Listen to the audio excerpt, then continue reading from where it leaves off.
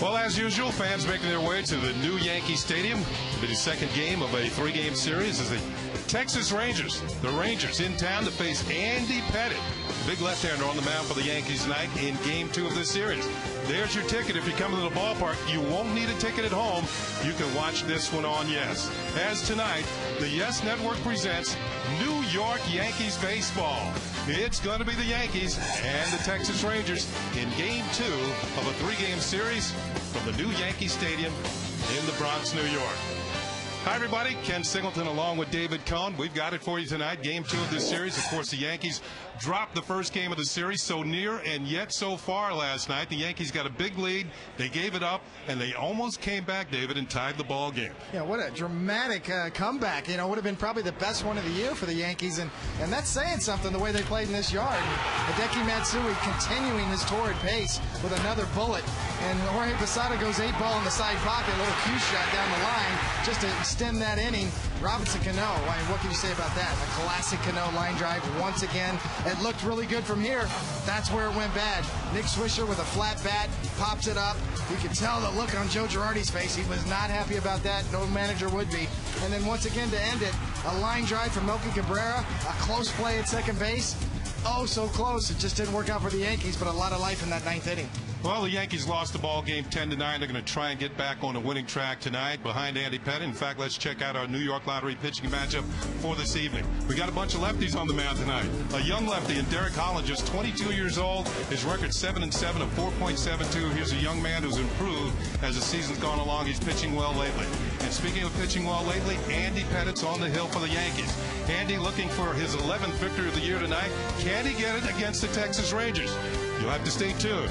Watch it. Coming up next on Yes.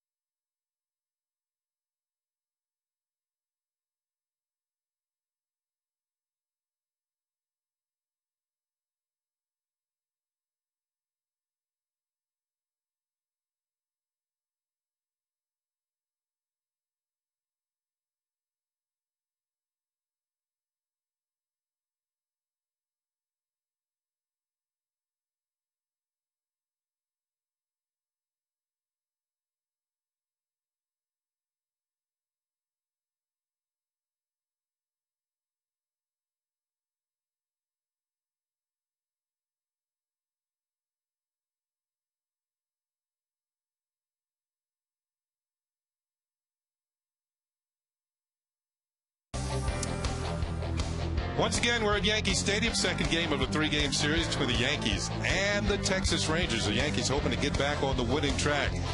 Hi, everybody. Ken Singleton along with David Cohn tonight. We are your men in blue. And tonight, Andy Pettitte gets a start for the Yankees. Now, Andy started 5 days ago in Boston. He's been pitching pretty well, but hadn't been getting much in the way of run support. Well, last time out, David, he didn't pitch all that well, but he got plenty of run support and picked up a victory. He did pick up a victory, and that's one of those things when you're a starting pitcher, you just take it and run. Because all those games he pitched so well and didn't get run support, this one he did. And, you know, a lot of times, Kenny, too, you're sitting on the bench a long time, the Yankees were scoring runs. I thought his stuff was still very sharp. That slider and those cutters he's been throwing over the last several weeks have been very sharp. They've been a key to his success. Even though he didn't have good numbers, he still did what he had to do to win that game. Well, Andy Pettitte is one win away from tying Lefty Gomez on the all-time Yankee win list. Can the big lefty tie Lefty? Stay tuned.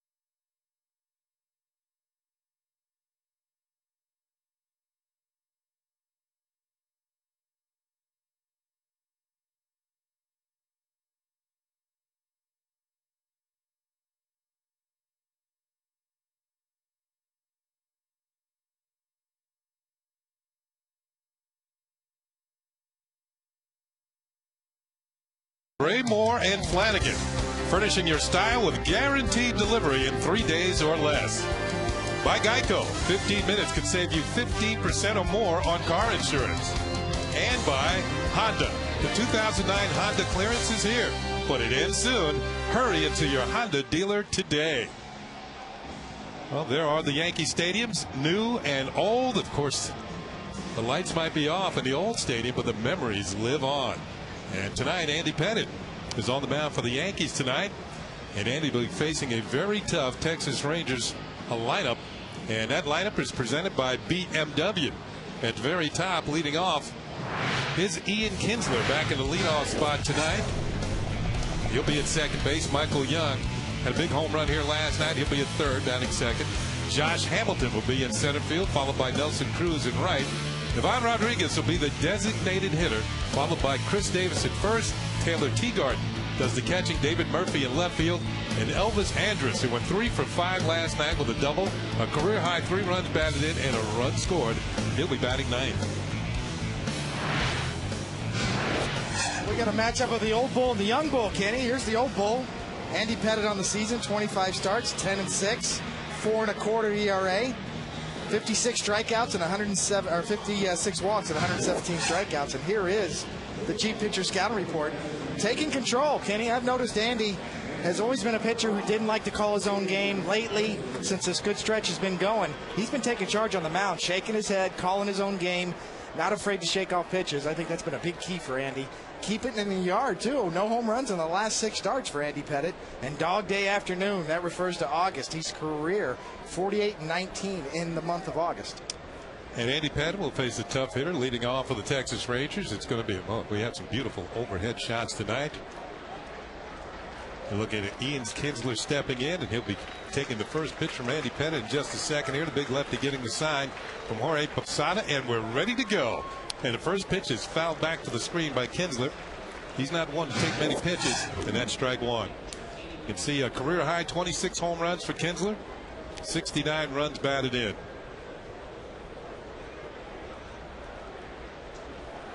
And he takes one high and away. It's a ball and a strike. Fans, IOTV offers you incredible HD picture and sound. HD is free with IOTV, the official HD service provider of Yankees baseball on Yes. There's a breaking ball in for a strike, and it's 1-2.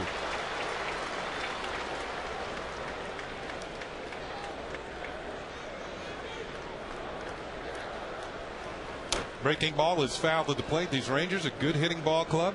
Andy Pettitte lost to the Rangers on June the 3rd at Yankee Stadium, working 5 innings, 7 hits, 4 runs. Andy's control was off that day. He walked 6. Texas won the game 4-2. Andy in his career is 9-9 against the Rangers. Swing and a miss, strike 3. And David, you were talking about the good cutter that Andy has been throwing lately.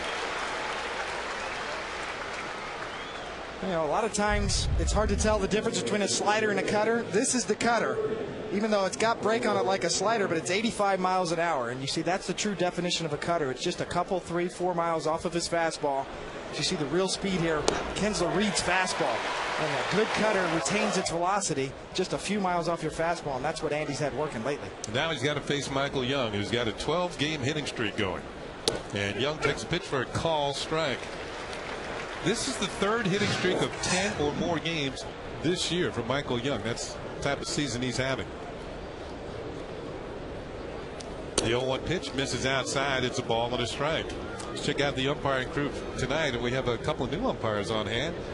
The crew chief, Randy Marsh, behind home plate. Jim Reynolds at first. Chuck Merriweather at second. Laz Diaz over at third. Pitch is hit on the ground to third. Alex Rodriguez bobbles, recovers. The strong arm is not in time as Michael Young hustles down the line and beats it out. That's going to be an error on Alex Rodriguez. See, Michael Young turns on that inside cutter.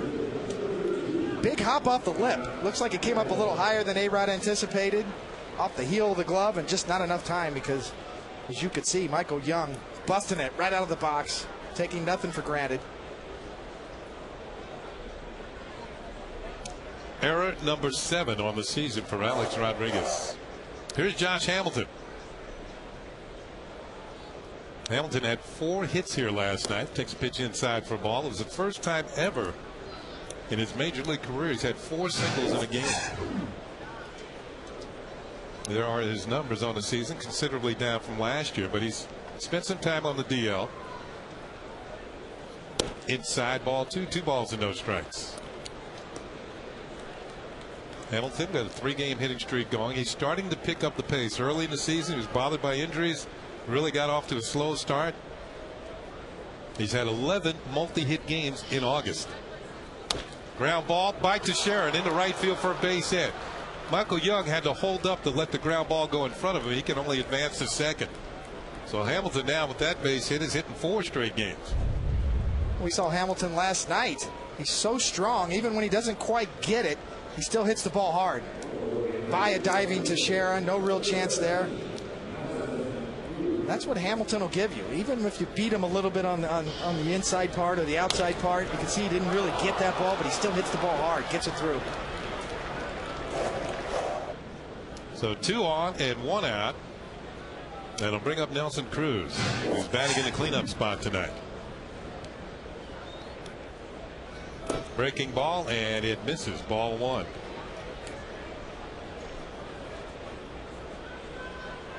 The Yankees, that you would expect, they don't do as well when they have some miscues in the field. They're 25 and 28 in games that they make an error. 52 and 19 when they don't. And I think that applies to all teams. When you start kicking the ball around, you're opening the door for the opposition. A 1-0 pitch to Cruz, and he takes outside ball 2. 2 balls and no strikes. Cruz having a bust-out season. We talked about him, with his 26 home runs, but actually against left-handed pitching, he's hitting only .202 this year with 4 home runs. And the 2-0 pitch, and it's ball 3. 3 balls and no strikes. Actually cheated him, Kenny. You're right. Yeah. He's got 27 home runs on the year. They hit his 27th last night. Pudge Rodriguez is on deck. His 27th leads the ball club, 1 more than Ian Kinsler. Right now, Cruz is up there staring at a 3-0 pitch, taken all the way, and it's ball 4. A 4-pitch walk loads the bases. Let's check out the game time weather conditions presented by Bigelow Tea. It's somewhat of a muggy night here in Yankee Stadium. Yeah, beautiful overhead shot. 81 degrees, 57% humidity. The wind at 11 miles per hour, and a chance of late showers. Let's hope very late. So the Rangers have loaded the bases for Pudge Rodriguez. Pudge last night was a catcher. Tonight he's a designated hitter. I think the plans are have him to catch 2 or 3 times a week, with Taylor Teagarden doing the rest of the catching that particular week. Pitch is on the way, and it's a call, strike 1. Pudge Rodriguez, recently acquired from the Houston Astros. Back to the club where it all started, the Texas Rangers.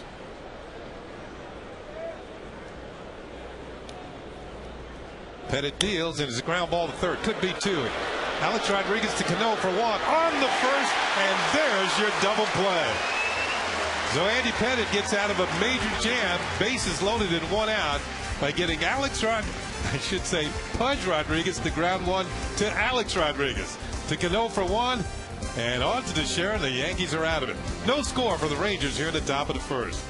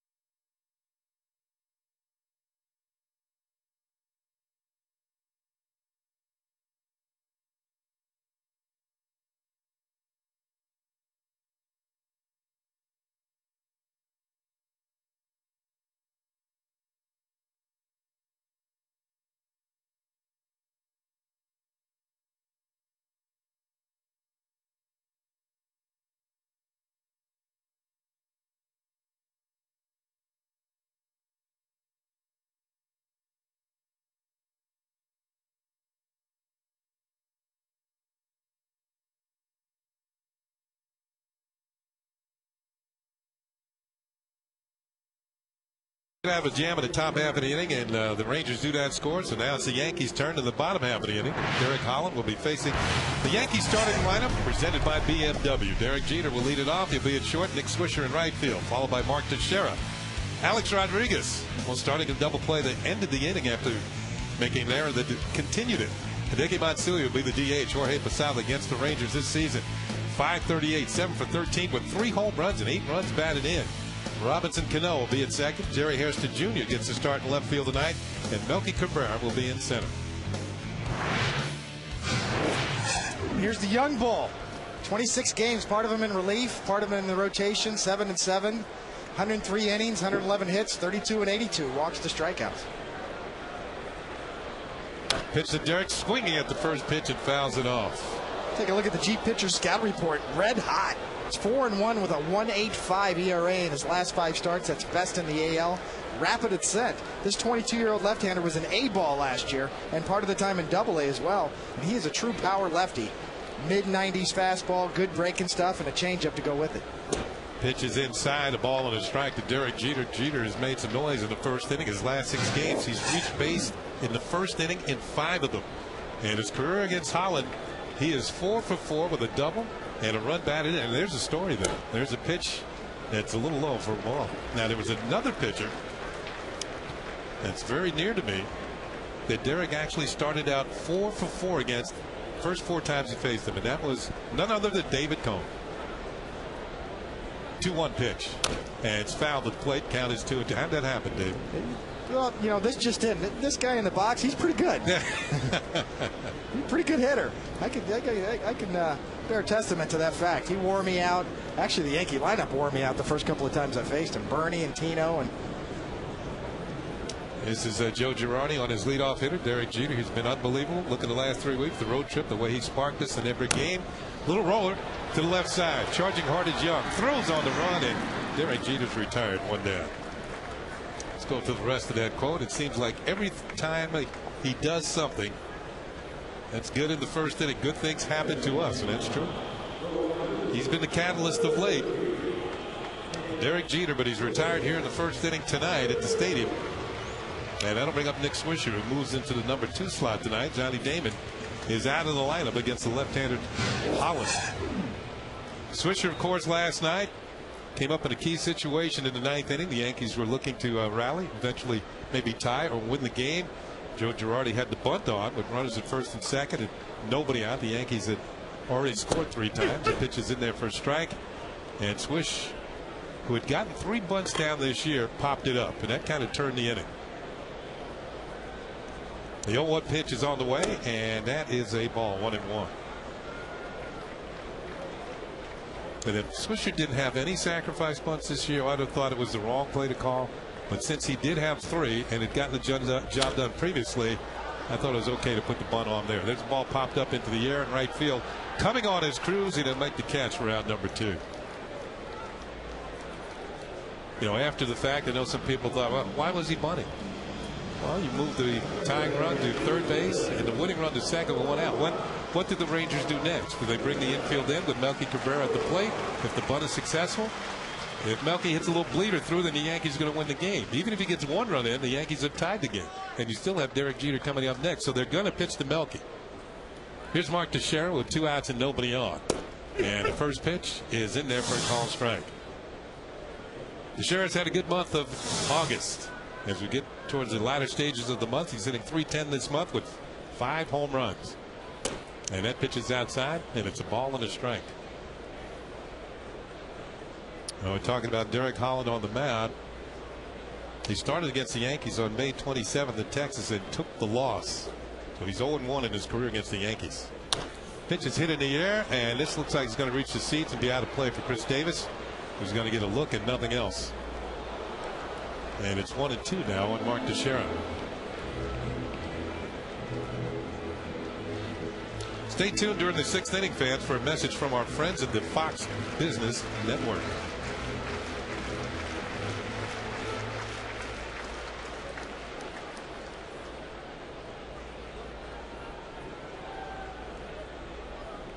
Holland deals, and the breaking ball is inside. 2 balls and 2 strikes. One thing Holland reminds me of, remember John Matlack?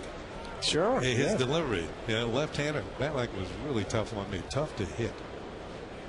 Pitch is hit on the ground. Broken bat roller to third for Michael Young.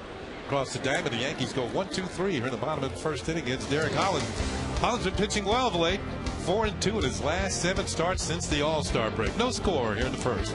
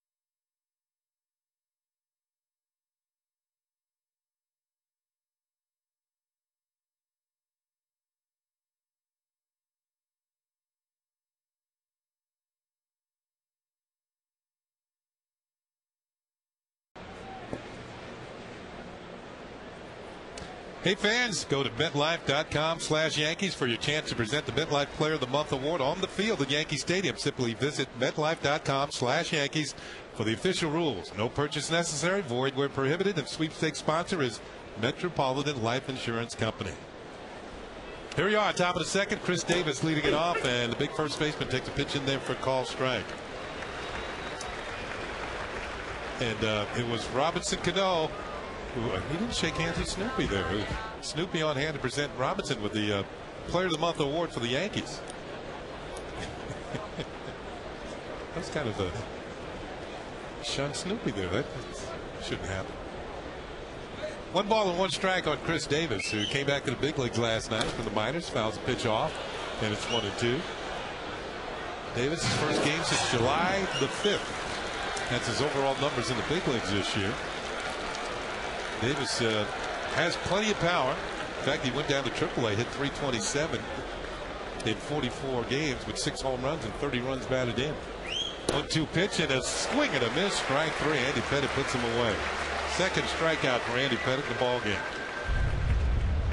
Well, here's Andy Pettitte's curveball. You can see a bigger break, takes a little more off of it, down in the mid-70s in terms of miles per hour.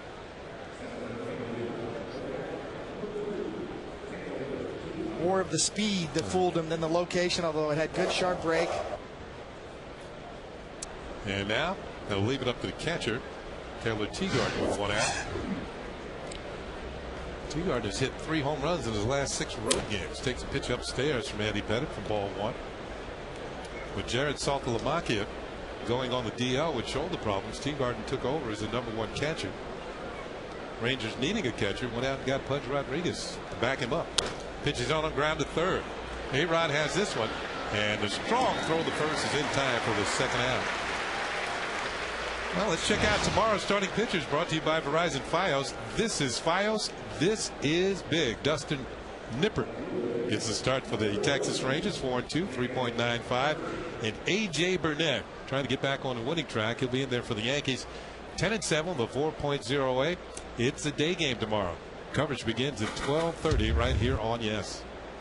Here's David Murphy, the left fielder, and he takes a breaking ball. It's a call, strike 1.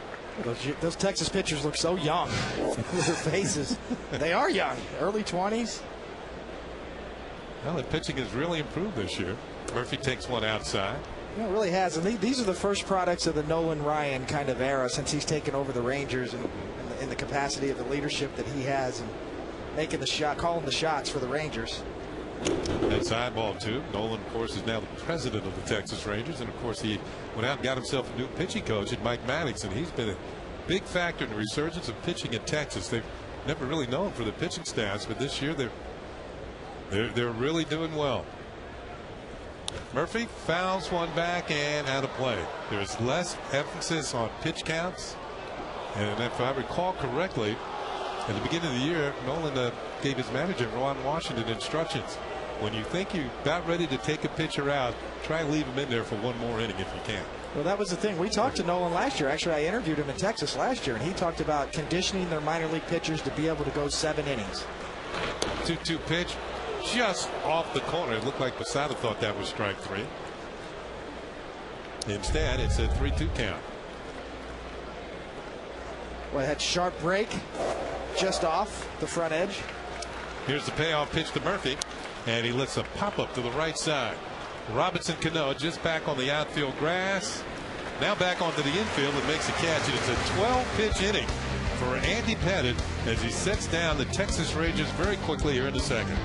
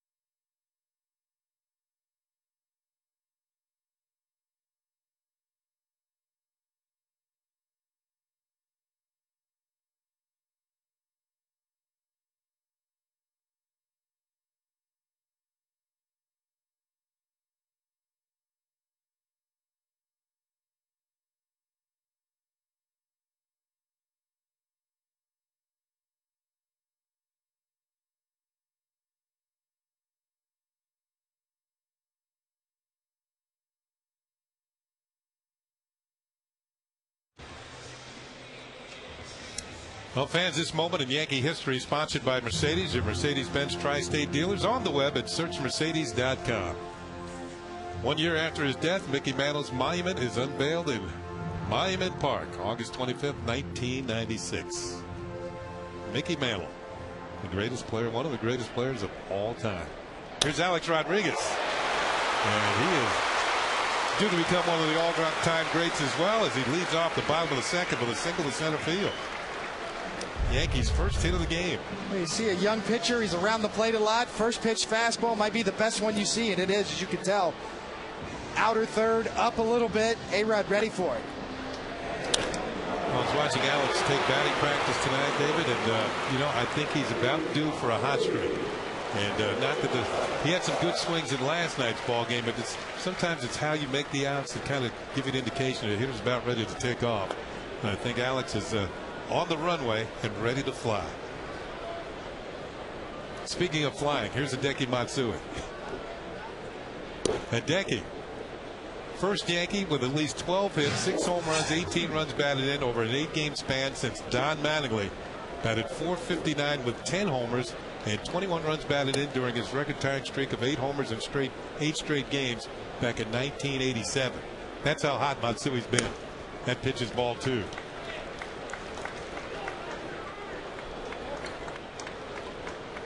I know those Yankee fans who remember that streak by Mattingly. They called ball 3. Called a balk. They call a ball for going to his mouth. Is that what they did? It looks like, yeah. I mean, not a balk. Yeah, I mean, there's different kinds of balks. Obviously, the runner will stay at first at A-Rod, but you can attribute an extra ball. As you see, the count goes to 3-0 there. When you're on the mound, you cannot go to your mouth with your pitching hand. Right there. You see him lick his fingers when he's on the mound. That's when you're assessed a ball. A-Rod stays at first. Different sort of a balk interpretation. Pitch to Matsui, taking all the way, and it's in there for a strike, 3-1. So if you are on the surface of the mound without stepping off onto the infield grass, a ball can be assessed, and that's exactly what happened to Derek Holland. And now he's facing a 3-1 pitch to Hideki Matsui. And Matsui grounds one through the hole and into right field for a base hit.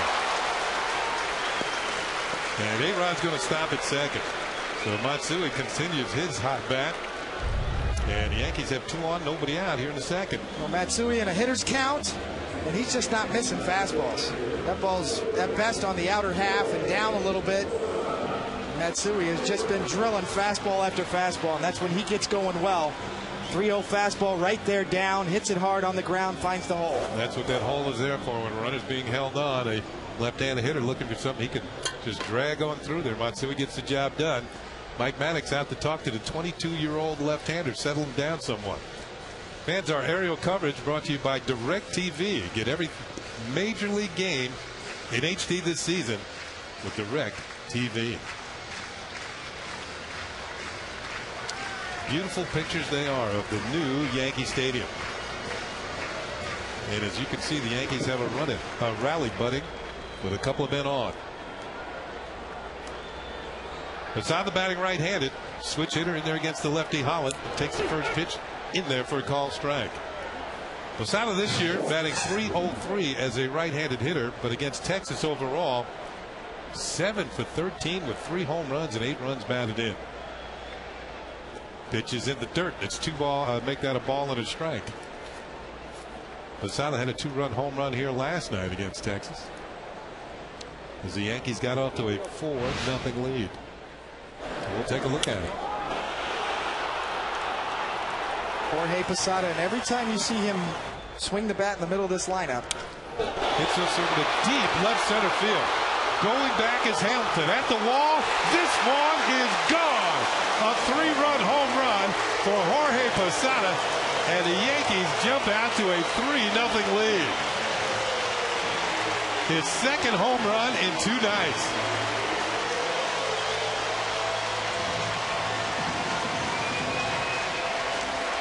Number 17 on the season. As I was saying, every time you see him swing the bat like this in the middle of that lineup, you realize how much the Yankees missed him last year. A switch hitter with power, hits in the clutch. Looks like an off-speed pitch there, a little changeup. Speeds up his bat and goes deep to the deep part of the park. Over the Stanley sign, out by the garage where they keep the ground screw. Number 17 on a 1-1 pitch, and that'll bring up Robinson Cano. Still nobody out here in the second inning, and Cano takes one outside for a ball.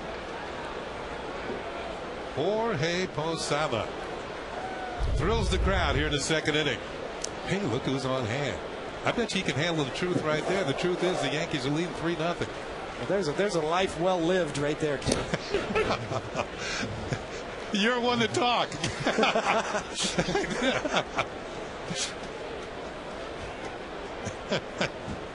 Where's his sunglasses at night? 1 ball and 1 strike on Robinson Cano. Little number back towards the mound and by the pitcher. Charging is Michael Young, and he throws out Cano. First down here in the second inning. Tough play for the third baseman. We made it look easy. Michael Young have a good year, not only offensively but defensively as well. You can see Robinson Cano getting tied up. Derek Holland's got good stuff. He's been up to 95, 96 on the top end tonight so far. with his fastball, and you can see he just eats up Cano with that pitch. Here is Jerry Hairston Jr. getting his start in left field tonight. Johnny Damon has the evening off against the left-hander. Yankees have a day game here tomorrow. Hairston takes way upstairs for ball one.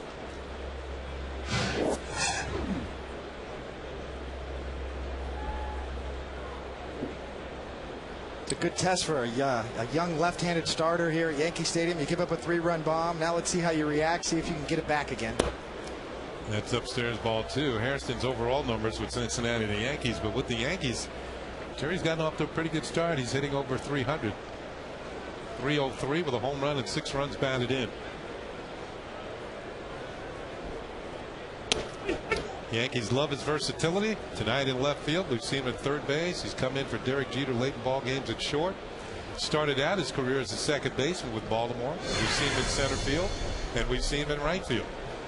So a good piece of the puzzle for Joe Girardi off his bench to give anybody, just about anybody, a night or a day off. 2-1 pitch on the way to Hairston. Changeup is swung on and missed, and it's 2-2. Derek Holland, and David will tell you this, he's gotten better as the season's gone on. That's what the Rangers are looking for from their young pitchers. Improvement as the year has gone along. They've kind of held them in this race, wild card race. 2-2 pitch. Ball three. 3 balls and 2 strikes. Almost got a motion similar to Scott Kazmir of the Rays too. I know you mentioned Matlack. Squared up. We saw, as you mentioned last night, Kenny, where Millwood was kind of side saddled, very square right there, and then a big move and a pause, and now straight through. Inside ball 4, and Hairston has drawn a 1-out walk. First walk of the night, charged to Holland. See his last 3 starts there. Derek Holland is the guy that J.P. Ricciardi asked for in the holiday sweepstakes that never happened. And Texas said, we're not going to give up this young lefty. He's 22 years old. Even though he struggled a little bit here and gave up a 3-run home run to Posada, and now a walk with 1 out, trying to get out of this inning. But this is the future of the Rangers right here. Young lefty, and he's got a power arm as well. Didn't they want Feliz in that deal as well? I think originally they probably asked for both. Wow, it must be getting close to postseason. Paul McCartney enjoying the game here at the stadium. Melky Cabrera takes a pitch down low, and it's a ball and a strike. Oh, there's Lorne Michaels, Saturday Night Live, in between the two, Jack Nicholson and Paul McCartney.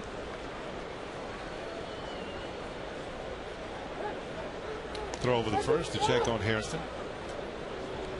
You know, last night, Elvis Andrus put on a show. And one thing that young man at shortstop has done, he did something that the last player to do it was Jerry Hairston Jr. And the pitch is on the way. Little number back towards the man. Holland straightens up, throws a second for 1. That's all they're going to get. And what Andrus has done, he has stolen 20 bases from the 9th spot in the order. And the last player to do that was Jerry Hairston Jr. with the Orioles back in 2001. So production at the bottom end of your lineup. And managers like to have a player who's 9 and then number 1, who usually is a speedy run, to have them back to back in the order. So Hairston stole 22 bases that year while batting 9th. And this year Ron Washington has Andrus batting 9th. And the youngster has 20 steals from the 9th spot.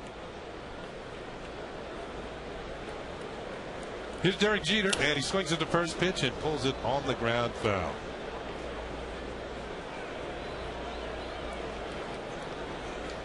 Jeter led off the ball game for the Yankees in the bottom of first, grounded out to third.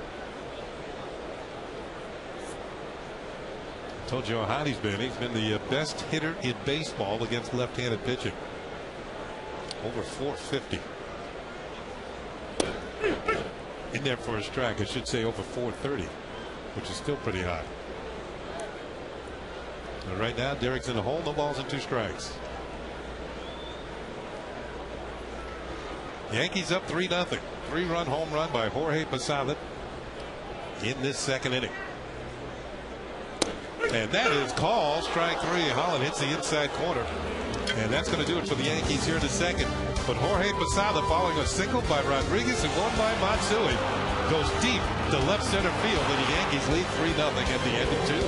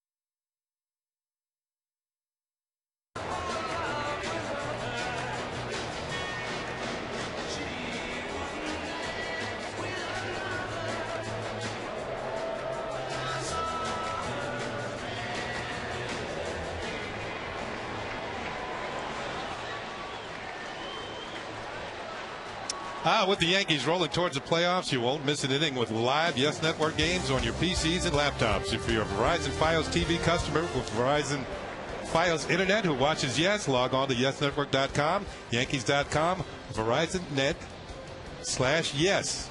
Get more information and sign up for your subscription now. Here is Elvis. We got Paul in the building. Elvis is here too. Elvis Andrus. And Andrus last night,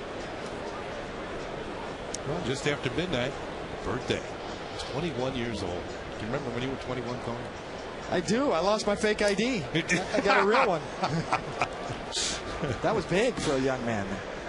And third inning means it's Modell's scoreboard. Modell's, of course, the official sporting goods retailer of the Yankees. Lost your fake ID. 2-1 pitch is ball 3-1. Ryan Rucco knows about that. I think they got higher quality nowadays, though. A little better technology. I was back in the back taping it together.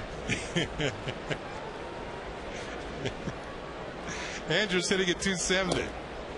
And he gets his first legal walk of his career.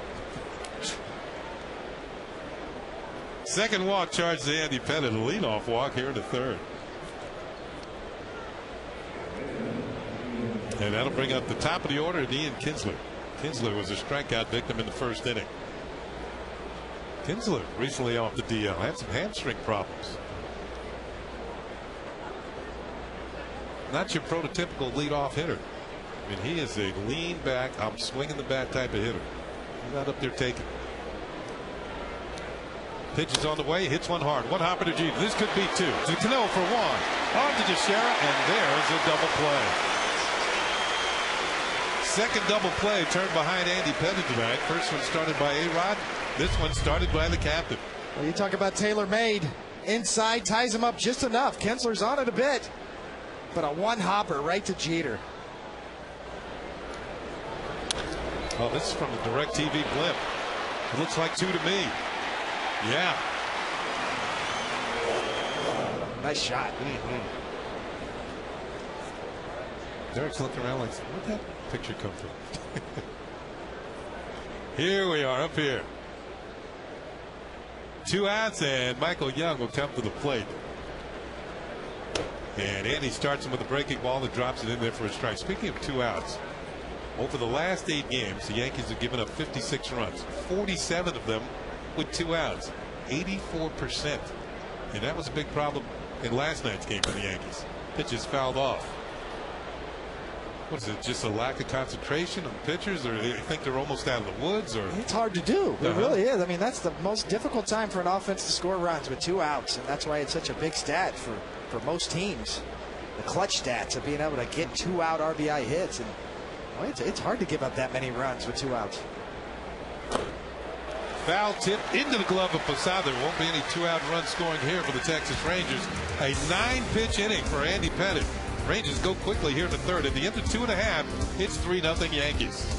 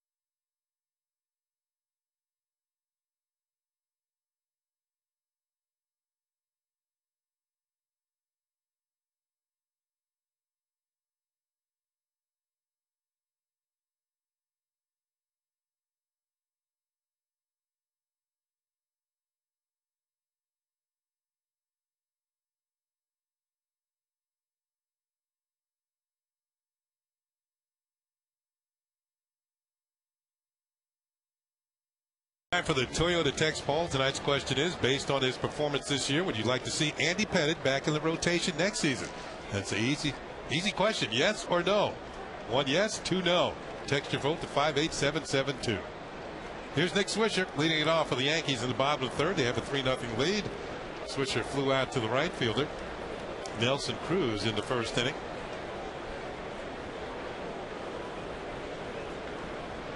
And he takes a pitch for a call strike. If you're just joining us, the Yankees leading 3-0 on our Modell scoreboard.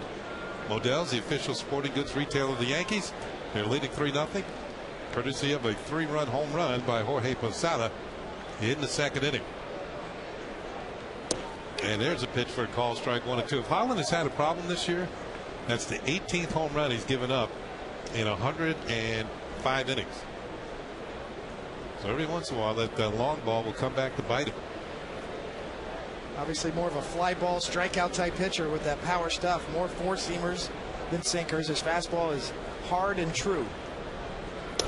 1-2 pitch, and that'll move Nick Swisher off the plate. It'll be Swisher, Teixeira, and Rodriguez for the Yankees here in the third inning.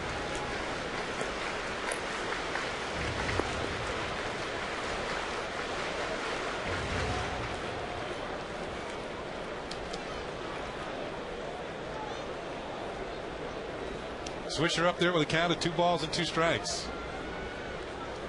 And did he go around? The peel at first, and no, says Jim Reynolds. And the count will run full. There it is, a 3-2 count on Nick Swisher. What's new? Well, if you're going to come inside for a young pitcher, that's how you do it. Coming in hard. See Swisher almost leaning out over the plate. Just ties him up. Sends a message right there. A young kid comes in. He comes in hard. Swisher. Awaiting the 3-2 pitch. It's on the way, and he swings and misses strike 3. There's your power fastball, Coney. Second strikeout for Derek Holland. 3-2. Down and away. You know, I think he just got a little natural run or cut on that ball. It was a four-seamer trying to go down and away. Trying to throw a strike. You see that ball had some natural cut life to it. He's got it. He's got natural life in that fastball. Here's Teixeira, and he takes a breaking ball a little bit low for ball 1. Kind of interesting with Holland. You see him squared up. It's almost like his left foot is off the mound right there, off the rubber, and then he brings it back in and sets it. Ball is drilled towards center field, and Hamilton is there to make the catch of the line drive for out number 2. Yep. There are 2 outs. And that'll bring up Alex Rodriguez against Derek Holland. Alex was the one who got the rally started in the second inning. He picked on the first pitch of the second inning and lined it into center field for a base hit. That was followed by a base hit by Matsui, and then the home run by Posada that has the Yankees in front 3-0. And this one's downstairs for a ball. The base hit by A-Rod in the second inning moved his current hitting streak to 5 straight games.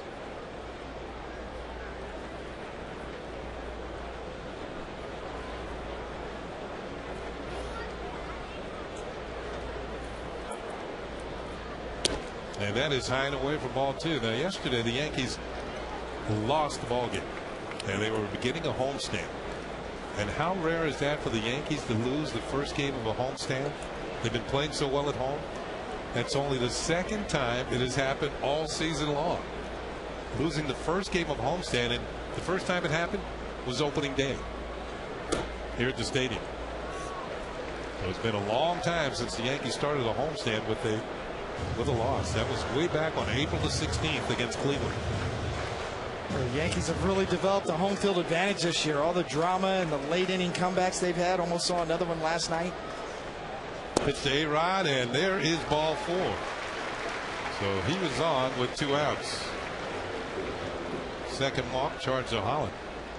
Yankees with a home record of 41-19. Another dreaded 2-out walk. We saw how much trouble that led to last night for the Yankees. Yankee pitching staffs had 6 2-out walks last night. Here's Matsui. Matsui leads the Yankees in home runs here in August. 8 home runs in August, and hitting over 300 this month. A-Rod's on the move, going on first pitch. Teagard's throw not nearly in time. A-Rod has now stolen 9 out of 10, and he's at second in scoring position with 2 outs. Just guessing right. He goes on first move. Great jump. Took a chance there, gambled. Holland going home with a high leg kick. Teagard not much of a chance. By the way, the pitch to Matsui was outside for a ball. So A-Rod at second with 2 down. Matsui ahead on the count, a ball and no strikes. Ground ball towards the middle, and this is going to be flagged down by Andrus. Here comes A-Rod to the plate, the throw, and he is out. Elvis Andrus with a throw from short center field, making a heck of a play on the base hit by Matsui. The throw out A-Rod, and the Yankees do not score. Great range shown by the young 21-year-old shortstop, and then a great throw to the plate to get A-Rod. Presence of mind to make the throw. It's still 3-0 Yankees.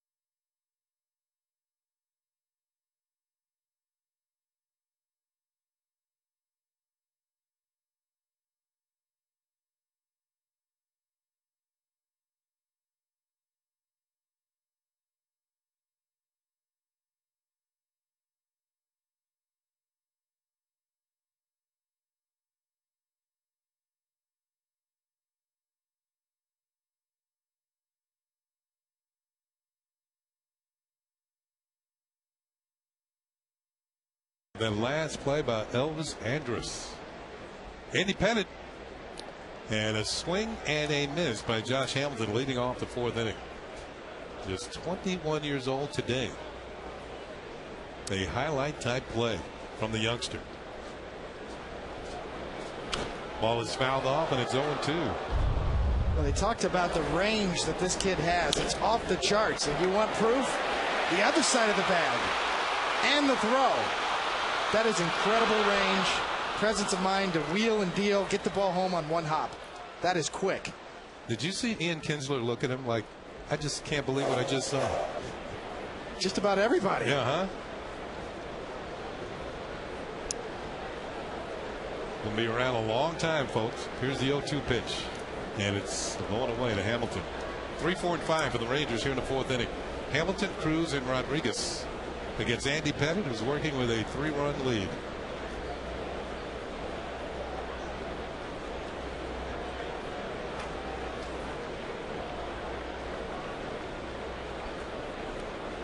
One-two pitch, and Hamilton hits it in the air to center field. Melky Cabrera coming on towards the gap in left center is there now and makes the catch. 1 out. Well, it's time for the New York State Smokers Quick Line Quiz, and the question is this evening, during the month of August, Andy Pettit has 40 career wins as a Yankee. Who is the only Yankee pitcher with more career wins in the month of August? We'll have the answer for you in the bottom half of this inning. Andy Pettit. Well, he's moving up on the all-time Yankee list. He needs a win tonight to tie Lefty Gomez for 3rd on the all-time list. Line drive snared by Pettit.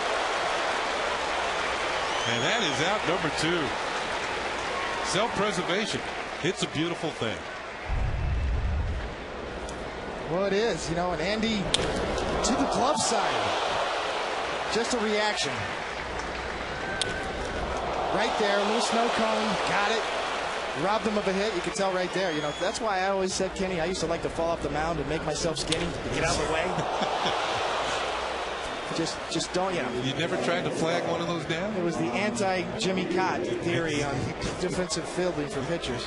I only saw CC Sabathia snag one out on the West Coast. It'd be hard for him to get out of the way. Yeah, CC took one up around the coconut, though. Here's Pudge Rodriguez taking a pitch for a called strike. So 2 up and 2 down. Gets Andy Pettit here in the 4th inning. Here we are, the all-time win list. 1 to tie Lefty Gomez, Red Ruffing 2nd, and the chairman of the board, Whitey Ford, is number 1. 1 ball, 1 strike on Pudge Rodriguez. Pudge hit into an inning-ending double play in the 1st inning. Rangers had the bases loaded and 1 out. Prime example right here. See Pettit calling his own game. We've never seen that from Andy Pettit in the past. Over the last several starts, Andy has taken charge of what pitches he's going to throw. I've seen him shake his head and get the signs more often over the last 6 starts than he has his whole career. Swing and a miss, and it's 1-2 on Rodriguez. Now, why would he all of a sudden just, I don't want to say change horses in midstream, because he's not midstream anymore as far as career is concerned. Well, you know, he's progressively gotten better at being comfortable in terms of calling his own game. But early in his career, he did not like to shake his head.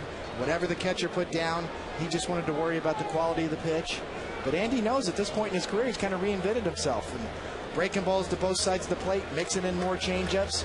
Those pitches that you see Andy bounce a lot of times are changeups, but he stayed with it. See him right there shaking his head, getting to the 3rd sign. 2-2 pitch, and it's hit on the ground to 3rd for Alex Rodriguez, who gobbles it up and throws out Pudge Rodriguez, and Andy Pettit with another quick inning. Just 10 pitches here in the 4th and retired the Texas Rangers.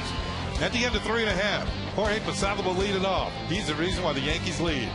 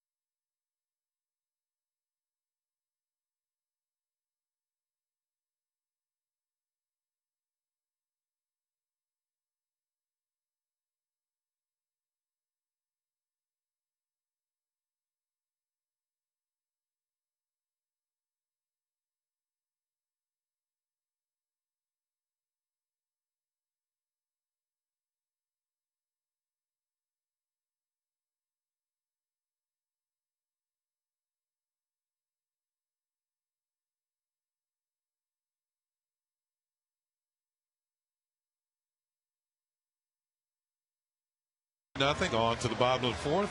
Jorge Posada, his 3-run home run in the second inning gave the Yankees that 3-0 lead, and he will lead it off, followed by Cano and Hairston. Beautiful night here in the Bronx, and Derek Holland deals, and he deals a call strike. Posada's 17th home run of the year and the 238th of his career. Off-speed pitch, a pitch, slow roller, and it's just foul. Jorge did not run out of the box, and Laz Diaz, the third base umpire, actually signaled it was pretty close. Very close. Almost trying to work its way back, too.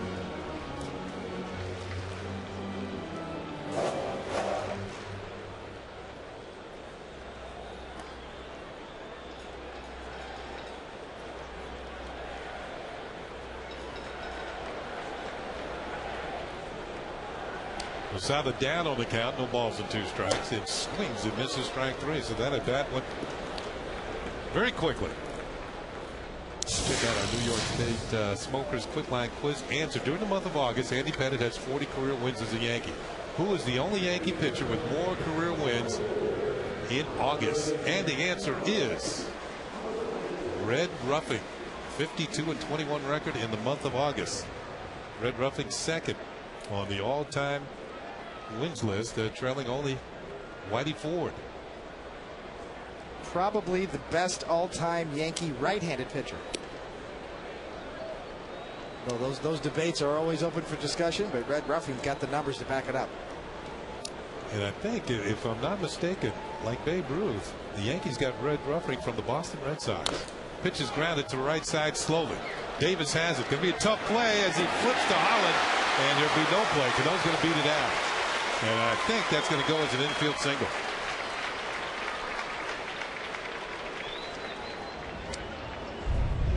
Holland's made some good pitches on Cano so far tonight. Here's another one. You can see Robbie just completely tied up. Rolls over it, and just not enough time to get it out of his glove. Well, give Cano a gold star for hustle, as the play can't be completed, and it will go as a base hit. Completely tied up. Holland's in good shape. He was there, just couldn't get the toss. And Cano's hitting streak is now 5 straight games. Here's Hairston, and the throw goes over to first base instead.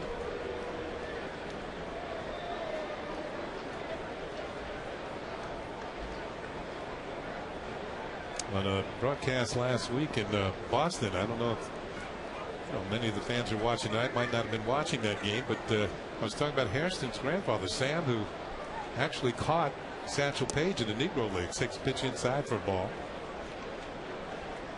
And young Jerry would listen to his grandfather as you're supposed to. That's something to have a grandfather who played in Negro Leagues and in the Major Leagues. First African American to play for the Chicago White Sox. Well, that was the guy I always wanted to see pitch, Satchel Paige. What a showman.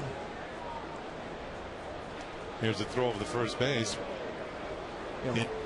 Excuse me, Kenny, growing up in Kansas City where the Negro League Hall of Fame is, and of course the Jazz Hall of Fame as well. Buck O'Neil, the great legendary Buck O'Neil, told me stories about Satchel Paige and some of his antics on the mound. Certainly one of my dream matchups to be able to either pitch against him or see him pitch. Kansas City Monarchs pitch to Hairston, and he takes a ball, and it's 2 balls and no strikes. In 1930, Red Ruffing was traded by the Red Sox to the Yankees for Cedric Durst. I never heard of Cedric Durst. And $50,000, which was big time money in those days. Still big money. 2-0 pitch. Hairston's taking all the way, and it's in there for a call strike. Well, Red Ruffing ended up with 273 wins and 225 losses in his career. The majority of which was with the Yankees, but he did spend the first 6 years of his career with Boston, as you said, Kenny. Throw to first, and Cano is picked off. And that is a caught stealing. The first good move we've seen for Holland. Full leg kick, turns his head towards home. Nope. Right on the line. 45-degree angle. Completely fools Robinson Cano. You know, I'm thinking the way the count was that was a hit and run. And on a hit and run, you should not get picked off because you're relying on the hitter to put the ball in play. And Joe Girardi is probably thinking about that bunt last night and this particular play right now. Pitch to Hairston is lined down the left field line, but foul. And the count is 2-2. Hit and run, ingredients for a hit and run, you like to have the hitter ahead on the count. So the pitcher is forced to throw a ball near the strike zone. And that way the hitter is usually going to make some sort of contact, and that protects the runner who is running from first to second. It's not about getting a great jump but trying to steal the base. That pitch is inside. The count is run full on Hairston, 3-2, who drew a walk his first time out.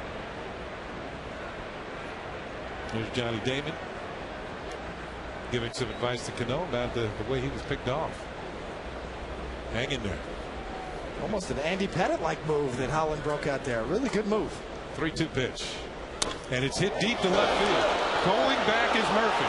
Near the wall, near the track. This one is gone. A home run for Jerry Hairston Jr. And the Yankees lead 4-0.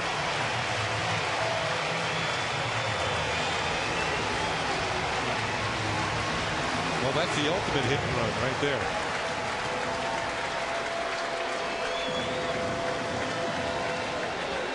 Got a hold of a 3-2 pitch. He did. A fastball right there. Belled high down the middle. And Hairston's always had a little pop in his bat. He's always been a good fastball hitter, and you can see he's on it.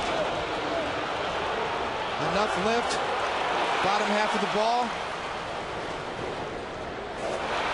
Jerry Hairston, well liked on this team. A good acquisition by GM Brian Cashman. Can play every position, as you said, Kenny. And a veteran player who knows his role. Melky Cabrera takes a pitch for a call strike. And he hits a line shot. Flagged down by Andrus. And the throw to first is in time. What a play. That ball was starched. But Hairston got into one that nobody was going to get. His second home run as a Yankee. And the first time he's ever hit 10 home runs in a season.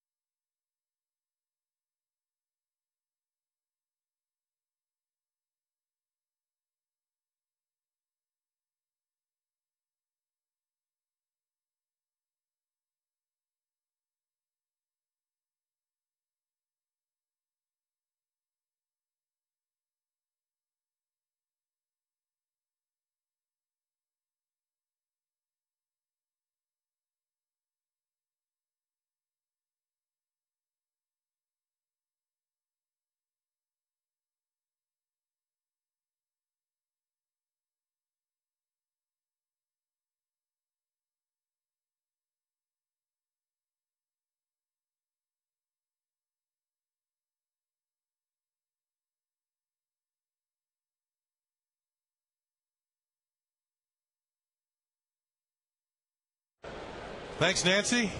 Right here at Yankee Stadium, the Yankees leading 4-0. Andy Pettit dealing to Chris Davis.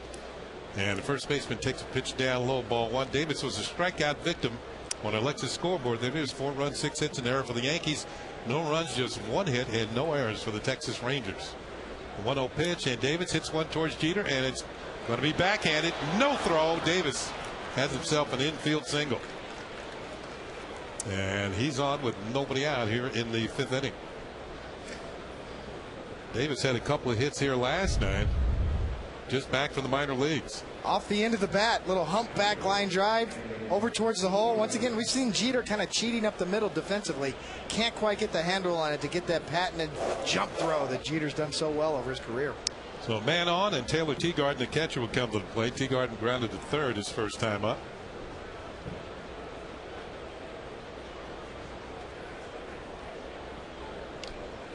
Good defensive catcher. He's thrown out 40% of the runners who have attempted to steal against him this year. Pitches swung on and missed. Strike one.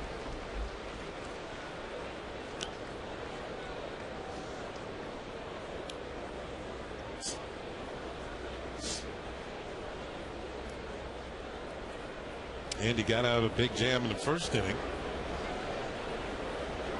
And he's been pitching well with runners in scoring position for the last little while here. There's a pitch outside for a ball.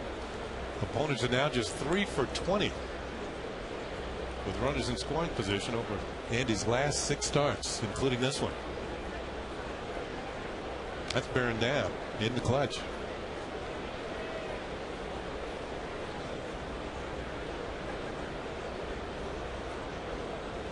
Swing and a miss. Strike 2. A couple of back-to-back changeups there from Andy Pettitte. Starting to mix that pitch in. 78% fastball so far tonight for Andy Pettitte. 40 fastballs out of his first 52 pitches were fastballs. Mixed in a few breaking balls and cutters and a couple changeups back to back right there. Swing and a miss. Strike 3, and Teagarden's out of there. Andy Pettitte with his 4th strikeout. Fans, vaccinations protect children now and for years to come against serious and sometimes life-threatening diseases such as tetanus, diphtheria, whooping cough, and hepatitis. Join the New York Yankees and Lincoln Hospital to strike out childhood diseases. Get your child vaccinated on Thursday, September 3rd from 10 a.m. to 3 p.m. at Yankee Stadium's Banquet and Conference Center. Please enter at Gate 6. Call 718-579-5777 for more information. Here's the throw to first to check on Davis.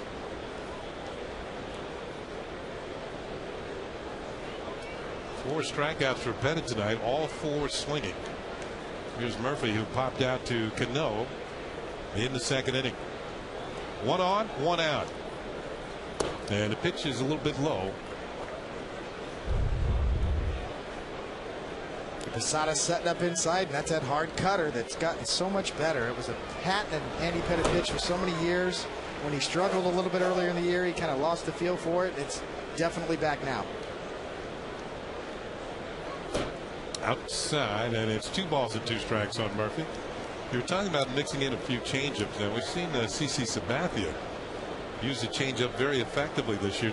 Do other pitchers kind of watch how other pitchers work and say, well, maybe that might work for me? Absolutely. That's how you get that friendly competition among the pitching staff going. Strike. You know, and it's also, you know, you face the same hitter. So you see CC Sabathia face this, you know, particular left-handed hitter that you might have had trouble with, and then Sabathia has success, and the light bulb goes on. Oh, that's how we're going to go about it. That's how you get these guys out. And certainly you feed off of each other on a pitching staff. 2-1 pitch is swung on and missed. 2-2. You can see Andy's still quick enough at this point in his career. He can still get it up to 90, 91 miles an hour. As you see on a 2-1 pitch up in the zone, little extra on that one, up to 91 miles an hour on that pitch.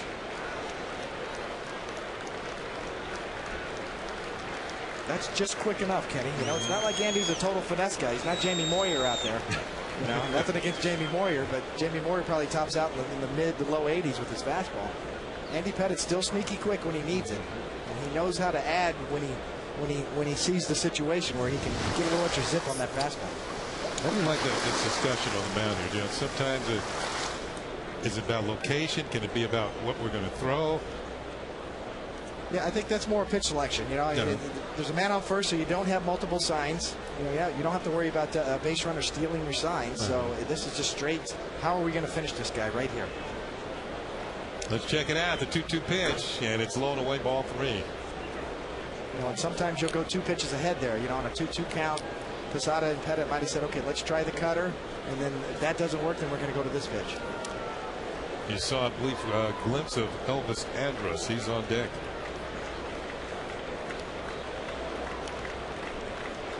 3-2 pitch, and it's hit the air to right center field. Hit pretty well. On the run is Nick Swisher, and he's not going to get it. This one's up against the wall. Getting to third base and being waved home is Chris Davis, and Cano drops the relay throw, and Davis will score, and it's now a 4-1 ball game. I don't know if they would have had him at the plate, but they might have had a chance. So Murphy picks up a run-scoring double here in the 5th inning. Well, it looks like we were going to get a chance, but first of all, on a 3-2 pitch, it's another cutter, and you can see it just sits right there in the middle, about thigh high. Good extension. You hear the sound of the bat. He hit it well. The only question is it going to get out of the ballpark or not? It doesn't. A short hop, and Melky does a good job. And right here, Kenny, that's what you're talking about. Looks like we're going to have a play. No, we're not. And I think they would have had a play. Robinson Cano's got a good, accurate arm. Here's Davis thinking about home, being waved home by Dave Anderson, but the ball is dropped in center field, and he will score easily. You can almost hear the reaction of the crowd and the disappointment. Right when he was rounding third is when Cano dropped the ball. Pitch that Andrus is in there for a called strike. Andrus drew a walk his first time up. By the way, Murphy's double. There's Dave Anderson, the third base coach, broken 0 for 14. He's only 4 for his last 29.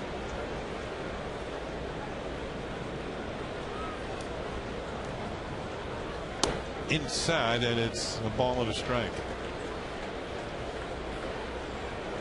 Andrus has been a pretty good hitter of late. He's going to get some Rookie of the Year votes in his favor, especially anybody who's watching him defensively. He made 2 great plays tonight.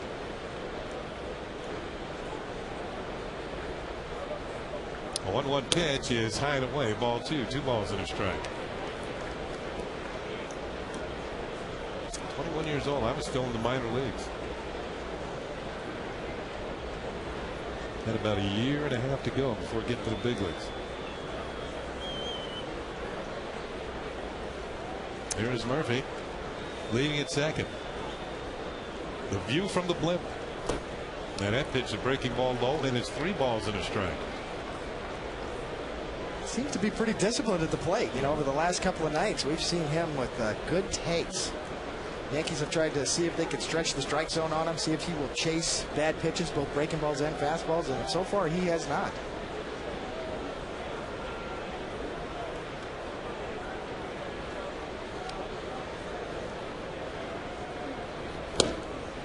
Ball 4. Andy Pettit misses outside, and the Rangers will bring the tying run to the plate in the person of Ian Kinsler. Second time that Andrus has drawn a walk.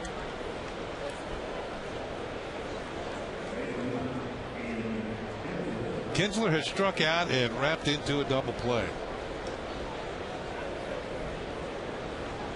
He had a hot shot in the direction of Derek Jeter, who flagged it down and started a 6-4-3 double play in the 3rd inning.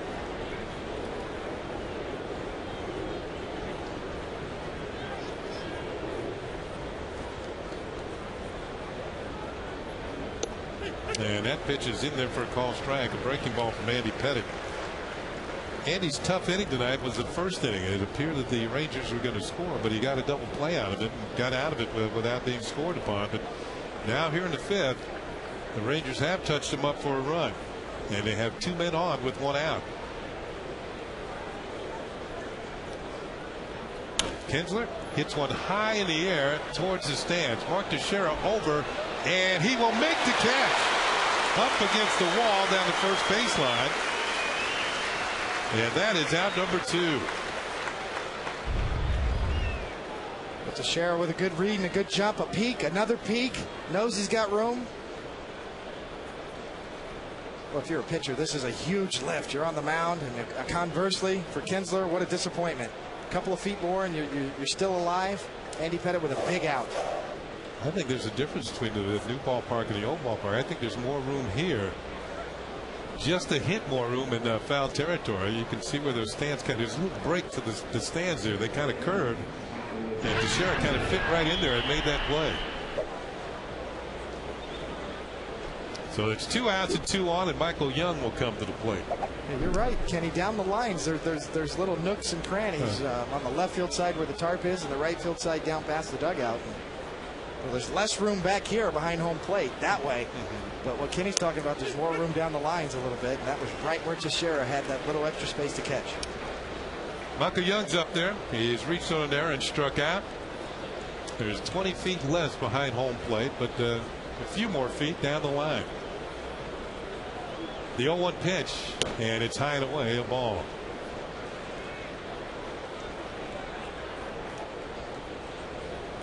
Michael Young up there with Murphy at second, Andres at first, and Michael Young's been the Rangers' answer to Derek Jeter. He is 17 for his last 37.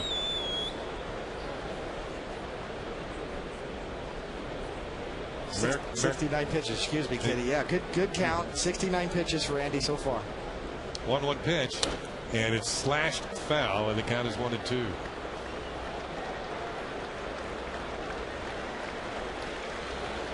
Last 6 starts, 3 for 21 with runners in scoring position. Making pitches when it counts. Andy Pettitte.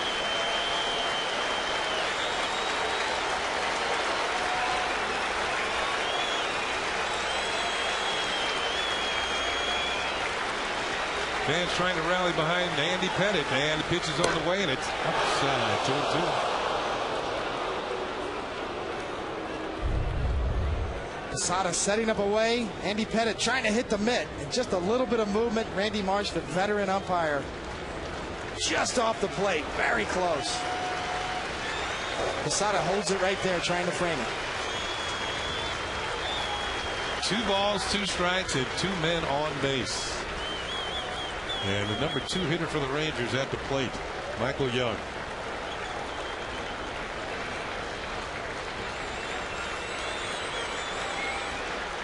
Swing, and he missed it. Posada tags him, and that's going to do it for Texas. 2 strikeouts for Andy Pettitte here in the 5th inning. The Rangers leave 2 men on base. They pick up a run, but at the end of 4 1/2, the Yankees have the lead at 4-1.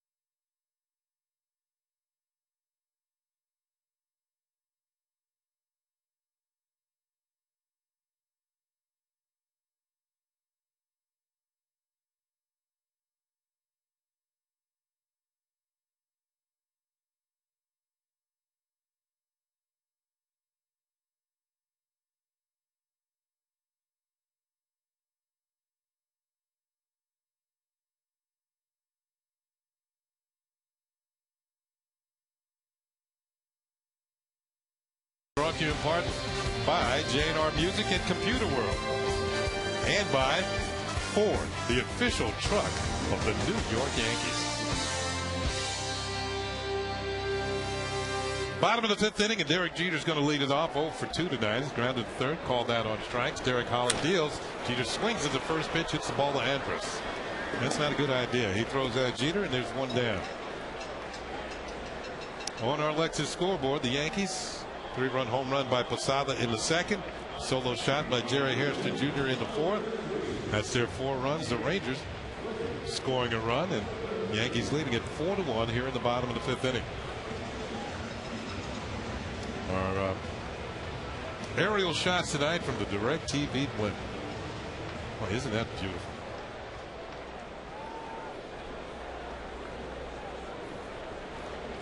Here is Nick Swisher. Swisher is flying to right and struck out swinging 0 for 2 against Derek Holland. Holland deals and deals a strike.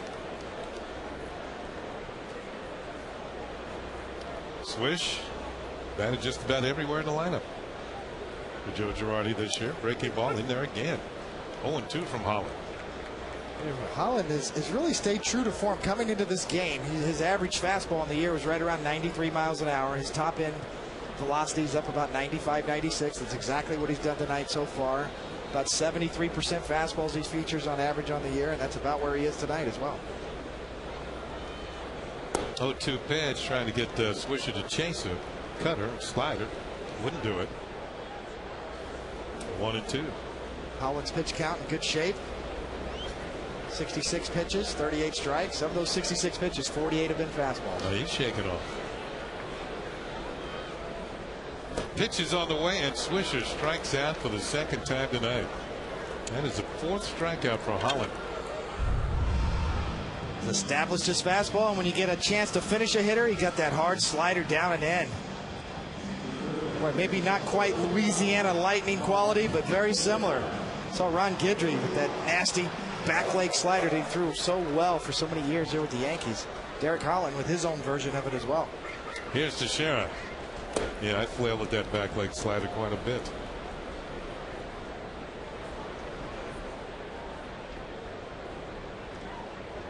Back in the day. Yeah, he had one of the best of all times, along with Steve Carlton as well. Yeah. The both of them are like nightmares. This ball is drilled down the left field line, but it's twisting foul off the bat of Teixeira. Teixeira tonight is grounded to third and lined down to center field. He's 0 for 2. Nothing like a full ballpark. A lot of energy in the Bronx tonight. Ball is popped up behind home plate and out of play. And it's a ball with 2 strikes on Teixeira. Stars turning out of the ballpark tonight. Got David Cone here. Look at that. That's about as good a row as you're going to get right there.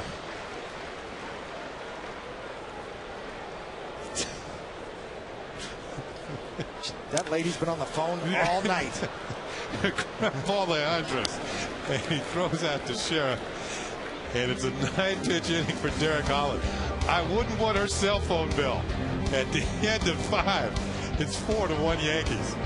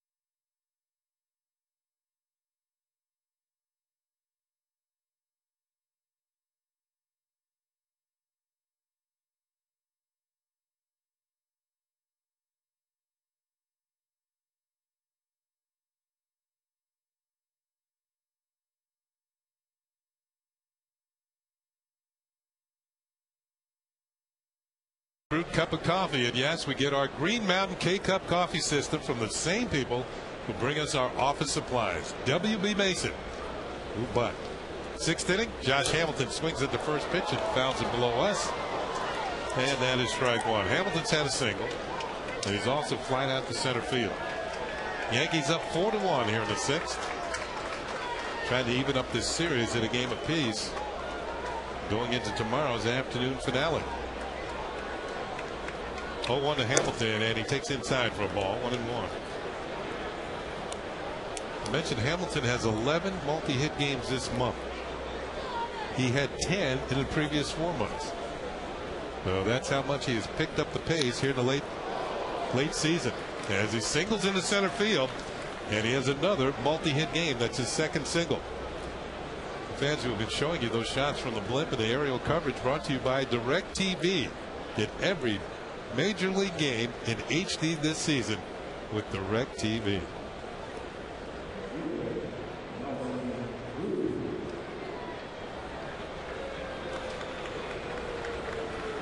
Oh, look at those shots of downtown.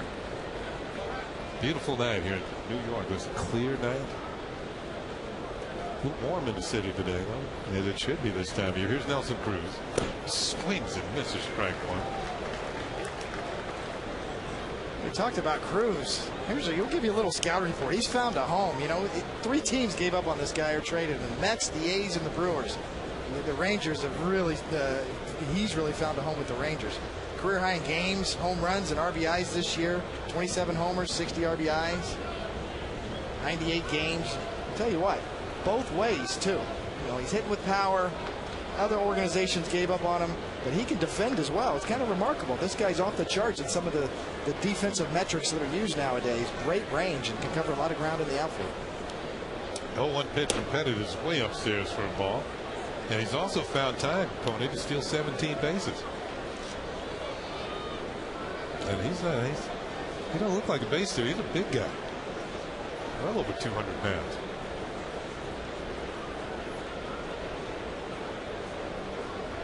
The 1-1 pitch. And it's a little low. 2 balls and a strike.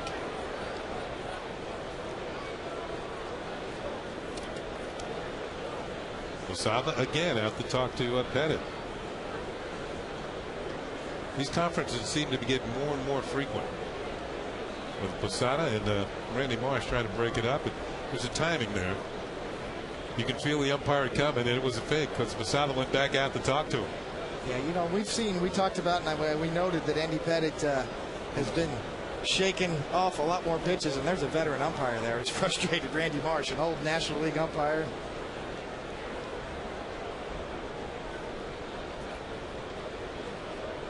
Two-one pitch, and Cruz fouls it off. When you say old National League umpire, now a lot of fans might not be aware of the fact that at one time there were National League umpires and American League umpires, and now, I guess you could call it a cost-saving move. Say this crew is working here at Yankee Stadium in his final game of a Yankee homestand. You might find them over at Citi Field working the Mets, because then all they have to do is get on the subway or the bus and go over to the Queens. And it's a cost-saving move for the league and travel. All of the umpires are under one umbrella now, trying to get a uniform strike zone. All these umpires are now graded by a new high-tech radar system, and every home plate umpire gets a CD after the game grading him on how many pitches he got right in any particular game. Pettit deals the 3-2 pitch, and it's fouled back to the screen. In the old days, they used to say that the National League was a low ball league. They called low strikes. In the American League, they called higher strikes. And it's because the American League umpires used to use that balloon protector, that one that was outside the shirt or the sport coat. But you can see everybody now wears that inside protector. Somebody's watching you, Tony. 3-2 pitch. Hit on the ground to third. Broken back. This could be 2. Rodriguez to Cano to Teixeira, and around the horn double play. Third double play rung up by the Yankee infield this ball game. Well, highly unusual for Texas too. They came into this game, as you see Cruz up the end of the bat and just shattering the bat. And A-Rod with a nice turn. We got plenty of time here. Cano as smooth as silk around the bag. Obviously, the old saying, the pitcher's best friend, Andy Pettitte loves it. But the Rangers, ironically, came into the series with only 65 grounded into double plays, which is far and away the lowest in either league. Very uncharacteristic for the Rangers to hit into this many double plays. Now to bring up Pudge Rodriguez. He's hit into a double play tonight, also grounded to third. Swings here, fouls the ball back to the screen. Now the Rangers are a very aggressive team.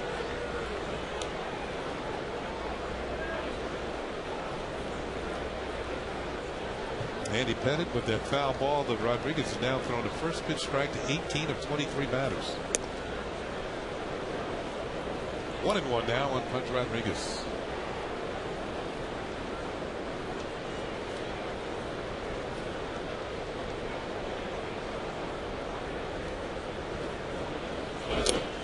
Fouls another one back to the screen, and it's 1-2. Andy Pettitte has always had that knack throughout his career to get that ground ball double play when he really needs it, and it's usually to third base, and it's usually off of a cutter. That's why back in the day he had Scott Brocious over there, like A-Rod could pick it, and had a strong arm. Start goes around the horn double play. Outside, 2-2 to Rodriguez.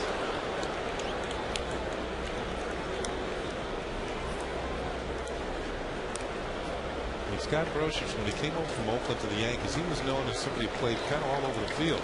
He settled in with authority at third base for the Yankees. Last 5 starts, Andy Pettitte 2-0. Pitches fouled back by Pudge Rodriguez. Count remains at 2-2. And of course, he became a big-time postseason performer for the Yankees. I still remember that home run off of Trevor Hoffman in San Diego. World Series is over when that was hit. Dead center. 2-2 pitch. Swung on and missed.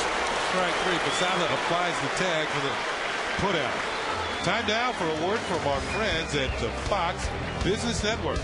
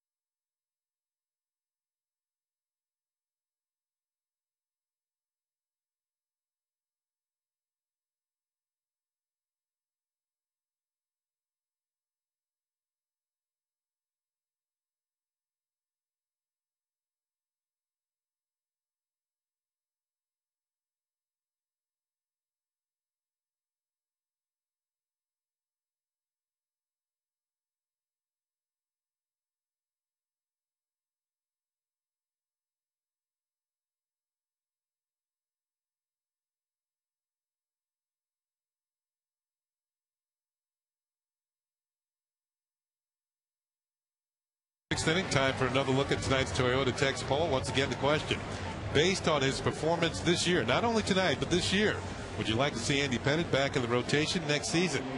And your answer, either yes or no. 88% say yes, and only 12% of you say no. And from what I've heard, Andy wants to come back next year. Bunch of front runners. He's having a good game. Hey, if he had 5 earnings on the board now, what do you think that would have been? Well, it might have gone down. If they had maybe in there, he might have had a few more maybes. Now, Andy Pettitte, one of the most popular players, both in the clubhouse and amongst the fans. Off-speed breaking ball. Alex Rodriguez leading off the 6th for the Yankees is high for ball 1. A-Rod's 1 for 1. Single and scored in the 2nd inning, and also drew a walk and stole a base in the 3rd.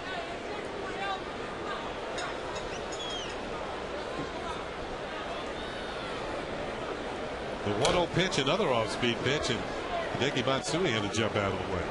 You know, Kenny, with respect to that text poll, and of course Andy Pettit, I mean, he should finish his career with the Yankees. He's a valuable member and a lefty. He does a lot of things well. I always thought those questions were answered in postseason. Speaking from experience, when I was in that position,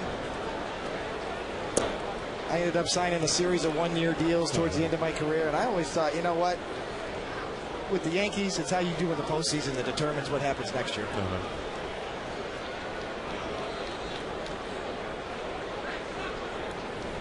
2-1 pitch is a call strike. 2-2 to Alex Rodriguez. Alex will be followed by Matsui and Posada. We get a little bit of rain here at Yankee Stadium. Precipitation. Ball is hit hard, knocked down by Holland. Scrambles off the mound, recovers and throws out Alex Rodriguez. He robbed Alex of a hit by knocking that one down. Derek Holland, good quick action right there, really. A hard one hopper from A-Rod that would have been into center field. Good quick hands. He found himself in the right spot with the glove right there.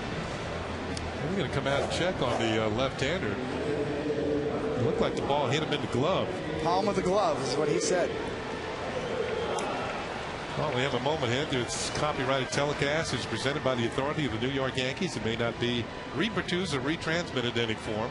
And the accounts and descriptions of this game may not be disseminated without the express written consent of the New York Yankees. Here's Matsui. 2 for 2, a couple of singles and a run scored. Takes a pitch in there for a call strike.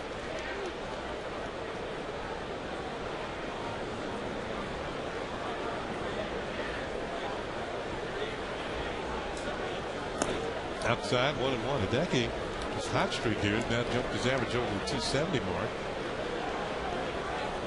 272.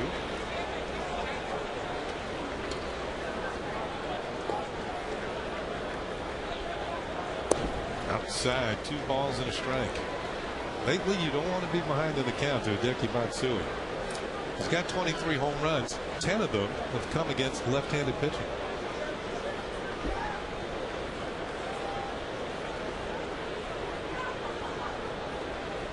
2-1 pitch, bouncing ball to short for Andrus. Stays back on it, comes up with it, throws the first, and there are 2 outs. Matsui is now 2 for 3. And it'll bring up Jorge Posada, who's been one of the hitting heroes tonight. 3-run home run in the second. He got the biggest blow of the night for the Yankees and also struck out swinging.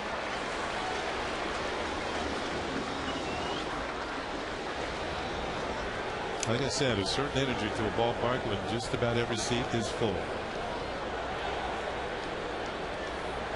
Yankees trying to pick up their 42nd home win for the home folks against just 19 losses. Posada takes a fastball up and in for ball 1. Holland in good shape here pitch count wise. 2 outs here in the bottom of the 6th. Just over 80 pitches, 83 pitches. When you look at his line, the testing inning was the second inning for him. That's the one where he struggled. It comes down to 1 pitch for him, the 3-run home run to Posada. Inside for ball 2, 2 balls and no strikes. Other than that, he's been very sharp and very much in control. We talked about Nolan Ryan, and there's Mike Maddox, the pitching coach, the new pitching coach this year. Nolan Ryan trying to get an extra inning out of his young pitchers, conditioning them in the minor leagues. Posada lines one towards right field, coming on his cruise, and he makes the catch. That one held up. Yankees go 1-2-3 against Derek Holland. He's retired. 7 straight Yankees, but the Yankees still lead it 4-1.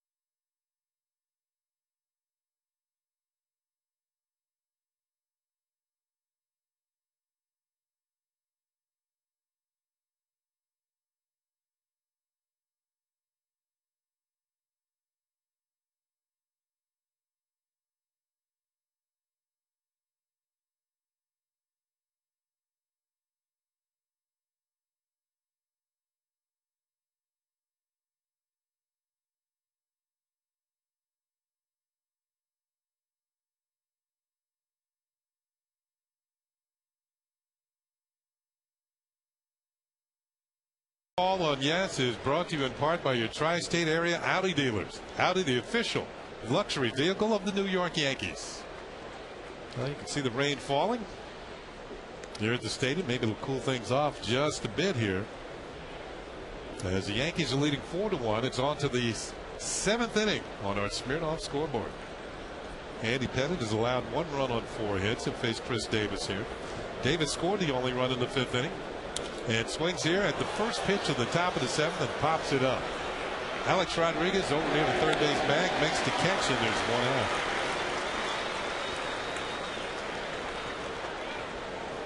I'll tell you what, looking up in the rain, not easy when you're trying to gauge the speed of flight of a pop-up or a fly ball. So those raindrops are kind of getting away. Eyes get a little wet, teary. That's that rain that's going to sweep through and make this next weekend coming up so nice. Supposed to be beautiful weather coming up. Starting tomorrow, I hope. So it's going to be a little cooler tomorrow, according to Kevin Smolin, our producer, who has a direct line to Al Roker. Here's Taylor Teagarden. Teagarden, who struck out, grounded to third, is 0 for 2.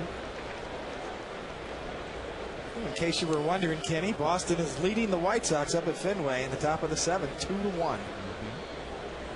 Another tight game at Fenway. Pettitte misses, and it's a ball and a strike on Teagarden.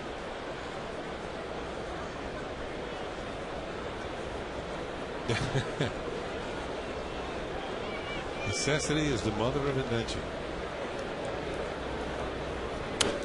Ball is fouled off by Teagarden.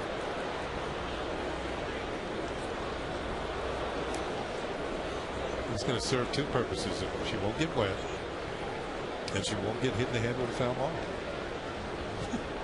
Sometimes I think I saw O'Neill playing defense at right field like that a couple of times.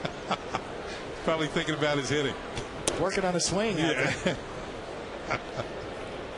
2-2 on Teagarden. You're going to get a text. That's right. You don't answer the phone. That's right. Can't find me. 2-2 pitch. Hit on the ground, foul by Teagarden. His at bat will continue. I'm still looking for payphones, Kenny. You're going to have a harder time finding him, believe me. There's Phil Hughes just moseying around out in the Yankee bullpen. So far, it's been a quiet night out there. Because Andy Pettitte's been in control just about the whole way in this game. The backing of 3 double plays got them out of a couple of jams. His 95th pitch of the night coming up for Andy Pettitte. Little roller to the left side. A-Rod charging. Throws on the run, and that is out number 2. Another good play by Alex Rodriguez. Second time tonight he's thrown out Teagarden. Well, you know when the third baseman is active, when Andy Pettitte's on the mound, that his stuff is good. Especially kind of soft hit balls like that. Let's go to the IOTV HD Super Shot. That is a super shot. Transfer on the run, the accurate throw, and that's out number 2. 2 outs, nobody on, and David Murphy comes to the plate. Murphy broke it 0 for 14 with a double to the gap in right center field and scored Davis.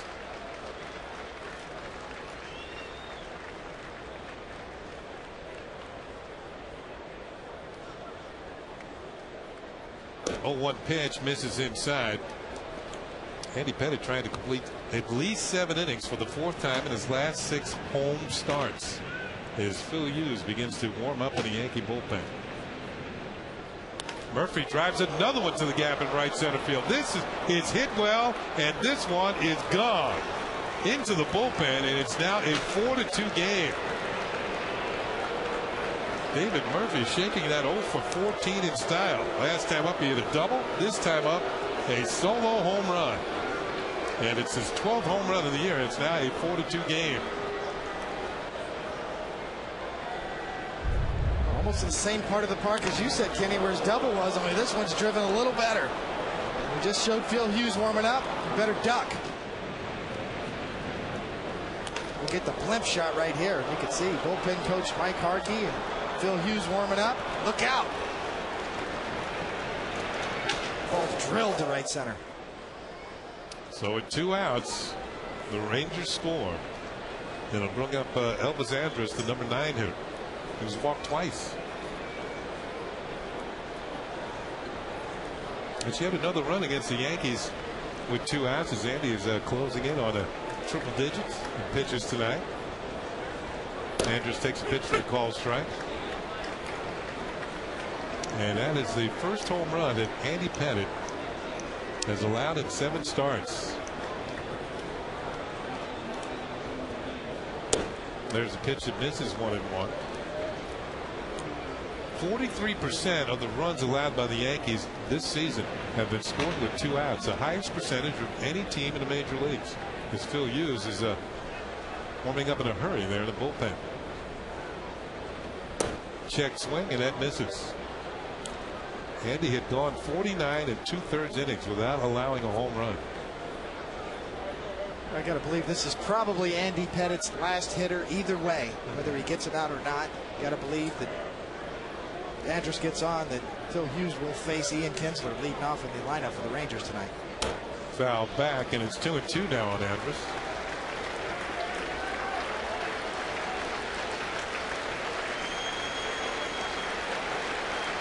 Ian Kinsler got some pop in his bat. Certainly would be a tough matchup for Andy Pettitte late in the game with a chance to tie the ball game if Andrus gets on. I think the fans sense the same thing you were talking about because they're trying to rally Andy Pettitte to get this final out here at the top of the 7th. And the 2-2 pitch. Swung on and missed. Strike 3. He got him. So Andy Pettitte gives up the home run and nothing else. David Murphy's 12th home run of the year makes it a 4-2 game. It's on to the 7th inning stretch here at the stadium. But first, going to stay right here and listen to the very patriotic song, God Bless America.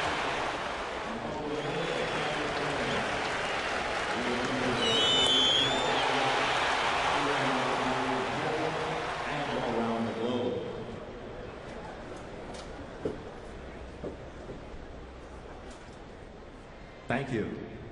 Now please join Kate Smith as she sings God Bless America.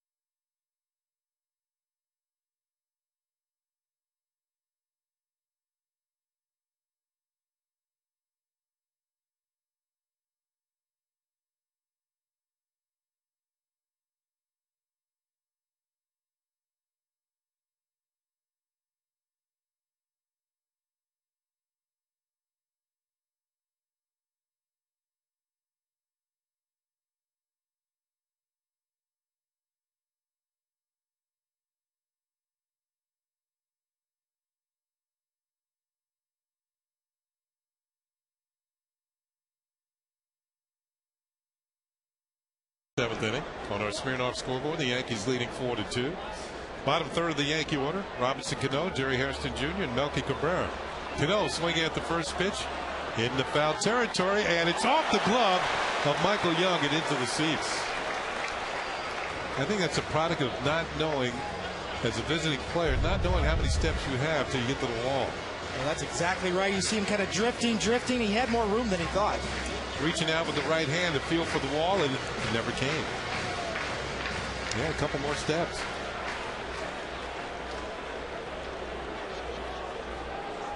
Maybe a play that should have been made. And now Cano makes him pay.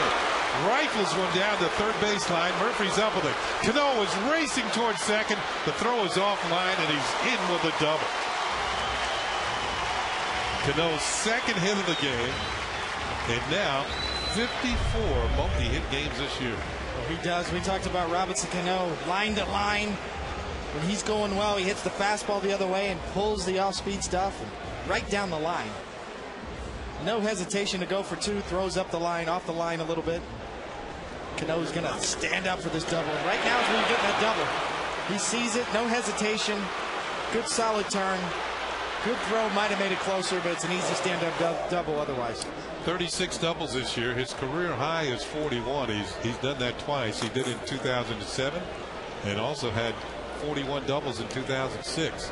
Hairston might be trying to bunt here. Nope. Ball gets away from Teagarden, but not far enough for Cano to advance. Kenny, we mentioned that Boston score, 2-1. Boston in a tight game with the Red Sox. As you see the Rangers bullpen and Jason Jennings, the righty, warming up. Big lift for the Red Sox, getting Tim Wakefield back tonight.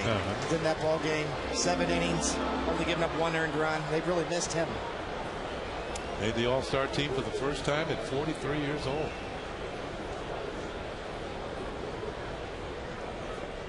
No sign of the bunt by Hairston, and he takes this one outside. 2 balls and no strikes. Hairston had a home run his last time up, drove one into the seats. That's his second home run as a Yankee, his 10th overall. He had 8 with Cincinnati, and it's the first time in his career he's hit as many as 10 home runs in a season.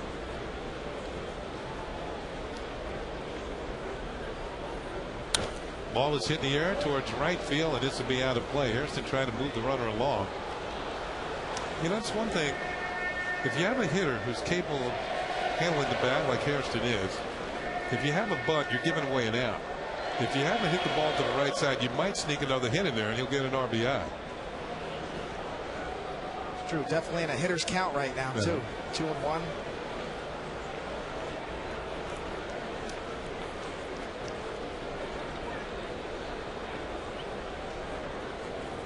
Cano on second with a leadoff double. Hairston at the plate with a 2-1 count. He's 1 for 1 tonight with a walk and a homer. Off-speed pitch is in there for a call strike. 75 miles an hour. Well, Holland's got all the pitches. Certainly a mid-90s fastball. His pitch count's in good shape right here. 91 pitches, 53 strikes. But he's got a good changeup, a couple of different breaking balls, a curve and a little cut slider, and certainly a power fastball. 22 years old. Kid's the real deal. 2-2 pitch is fouled back by Hairston.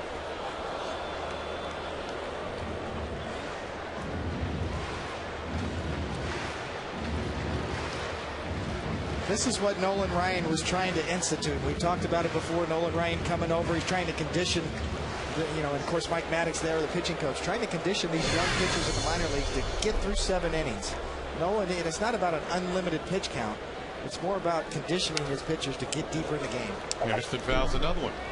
And Nolan's theory is that just that extra inning, if minor league pitchers are conditioned to go 6 innings and quality start of 6 innings and 3 earned runs, he wants them out of that mentality. He thinks it affects the whole lineup.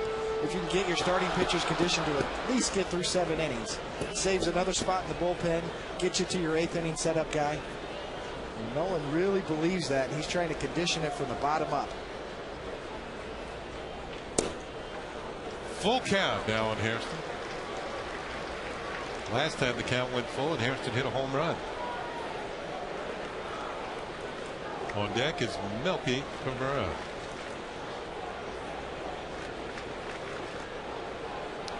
Ron Washington. team has really improved under his watch. Better pitching, better defense. That was his big thing when he was a coach with Oakland, teaching defense to infielders. Pitch is line foul. In fact, Eric Chavez, who went on to win many Gold Gloves at third base for Oakland, gave one of his Gold Gloves to Ron Washington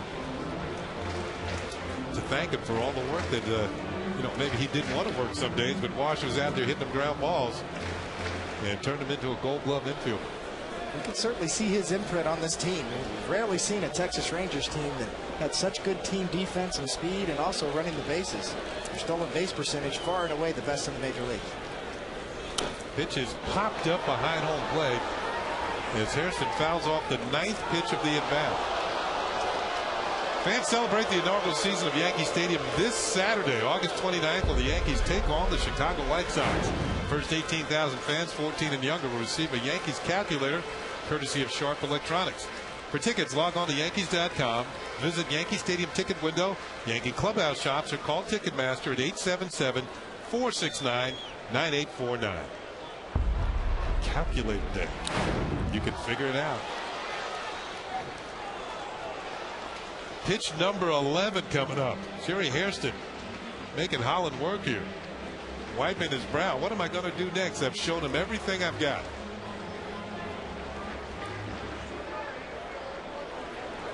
Really has, and he's got back into this count with a 3-2 pitch. It'd be interesting to see if he goes off speed to get Hairston to try to pull it instead of go to the right side.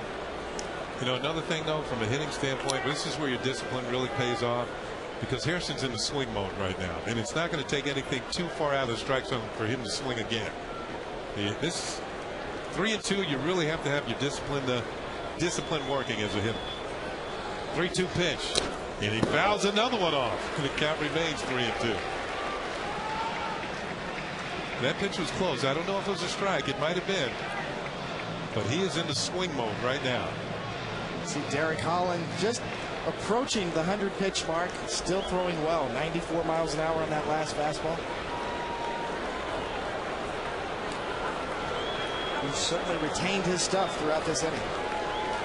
High and inside, and Hairston draws the walk. Well, the Yankees have 2 men on, nobody out here in the bottom of the 7th.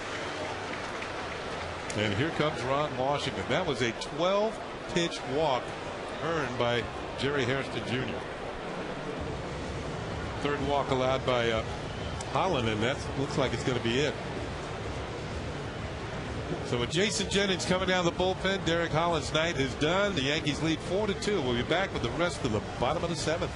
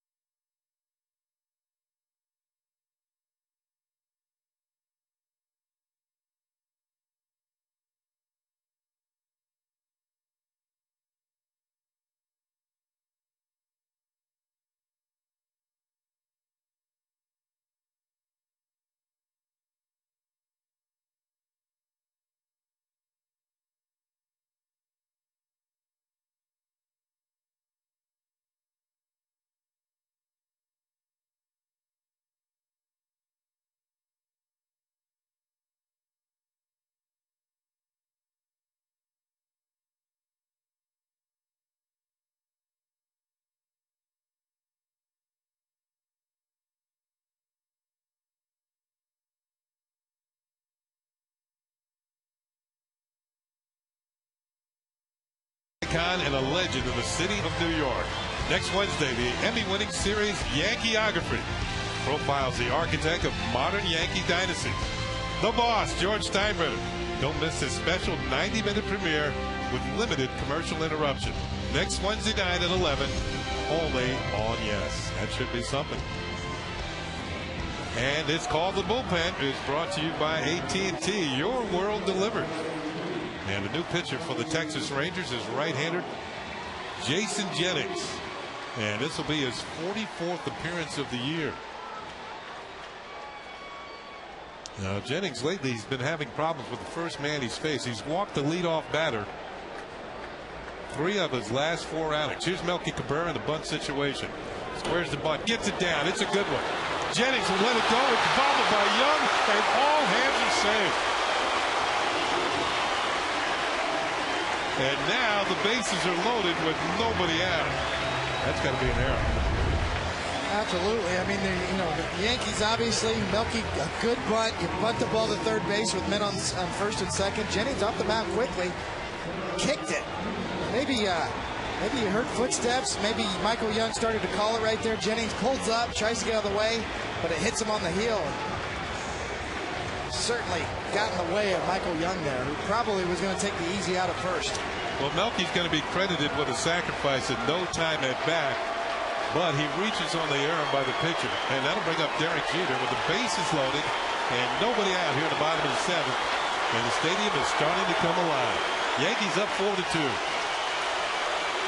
Jennings deals, and it's a called strike. I believe it was Michael Young called for it, and then Jennings tried to let it go, and it hit his right foot. Yeah, that's probably what happened. And as a pitcher right there, you just go get the ball, especially when you're that close. You go get the ball barehanded and throw to first base and get it out. Jeter tonight is 0 for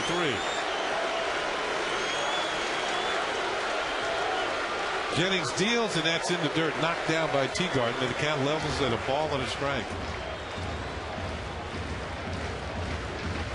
Jennings, a former starter with the Rockies, broke in 0-1 with the Rockies. His best season, he won 16 games in 0-2 with the Rockies as a starter. This is his first full year as a reliever with the Texas Rangers. Spent 1 year in Houston as well.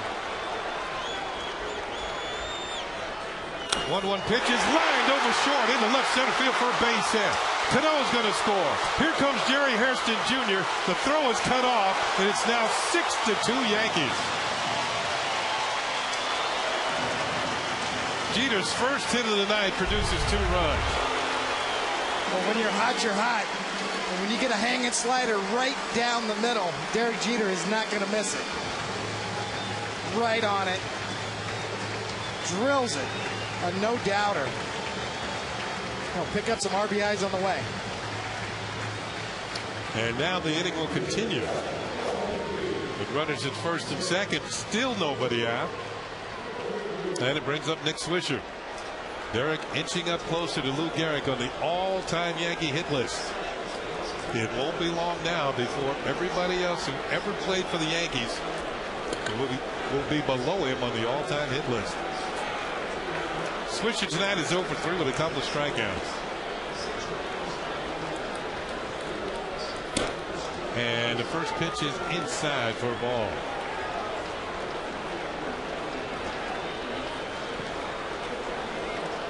Those 2 runs were charged to Derek Holland, who allowed 6 runs, all of them earned.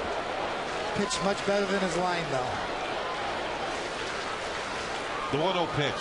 Swisher takes, and it's a call strike, 1-1. One of those things when you pick up the newspaper tomorrow and you're going to look at Derek Holland's line, you're going to see 6 earned runs. I tell you what, this kid acquitted himself very nicely here at Yankee Stadium and pitched very well. You can see why the Rangers are so high on him. He certainly impressed me tonight, and those 6 earned runs are a little deceiving. Most earned runs he's ever given up in a game. This one is drilled to right field, going back as Cruz. He won't be able to get there. The ball short hops the wall. Melky Cabrera is being waved home. Derek Jeter is being held up at third, and it's now 7-2 Yankees on the booming double off the bat of Nick Swisher. That was a rocket.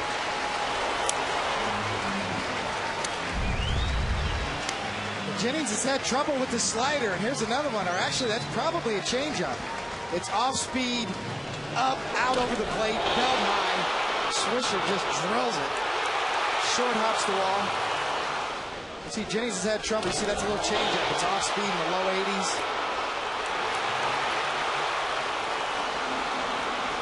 Certainly not the location Jennings was looking for. 26th double of the year for Nick Swisher. They now give him 67 runs batted in. Second and third. Still nobody out. Mark Teixeira will come to the plate. The Rangers are going to bring the infield on the left side, look like in. And on the right side, Kinsley, the second baseman, doesn't want to get too close. He's halfway.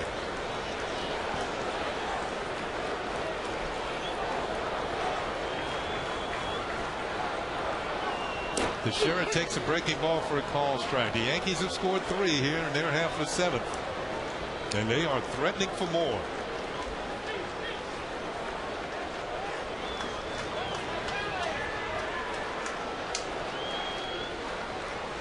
Teixeira with a swing and a miss, and it's 0-2.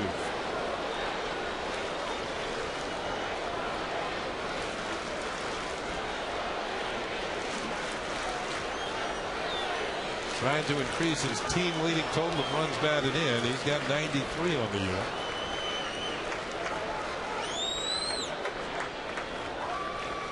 Low and inside, good stop by Teagard. Not like Teagard behind the plate tonight. He's shown some dexterity behind the plate. Haven't really seen him throw. And he's got a reputation, even though he's young, of being very athletic. Moving well, blocking balls well. You see, that's perfect position. Good anticipation. Smothers that pitch. Well, he has a chance to learn from one of the best.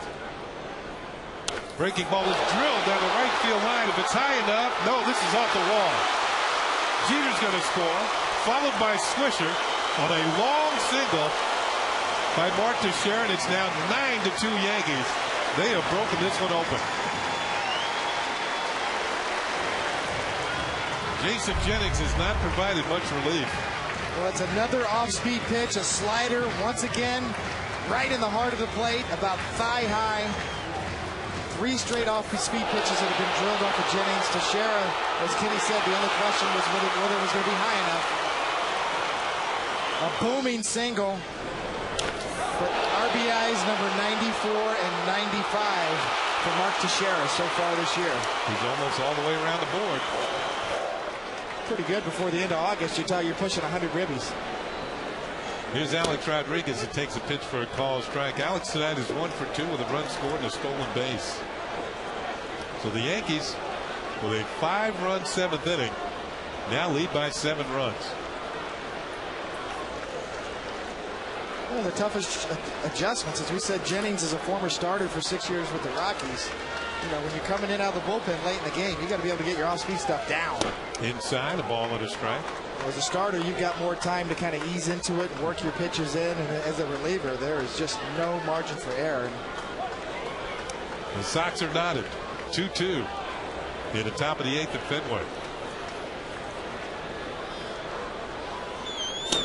A-Rod takes one over the inside corner for a call strike. It's 1-2. There's still nobody out for the Yankees here in the 7th. A double, a walk, a sacrifice along with an error on the same play. A single, a double, and another single. The Yankees now with 9 runs on 10 hits. A-Rod fouls one off the foot and goes down in a heap at home plate.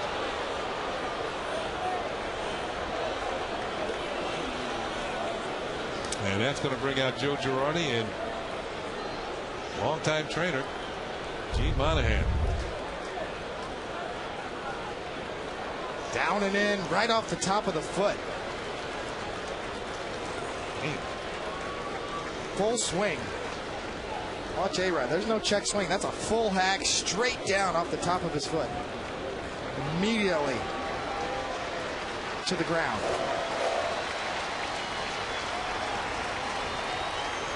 Just another reminder, aerial coverage brought to you by DirecTV. Get every Major League game in HD this season with DirecTV.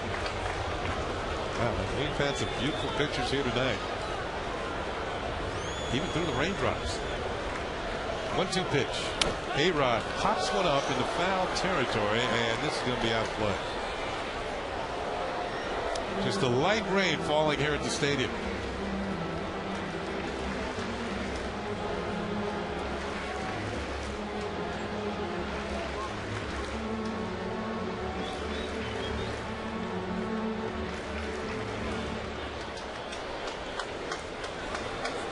Doug Mathis. So he's heating up in a hurry in the Rangers bullpen. 1-2 pitch to Alex Rodriguez, hit on the ground to second base. Kindler to Andrus to Davis, and it's a 4-6-3 double play. 2 outs, nobody on now for the Yankees here in the 7th.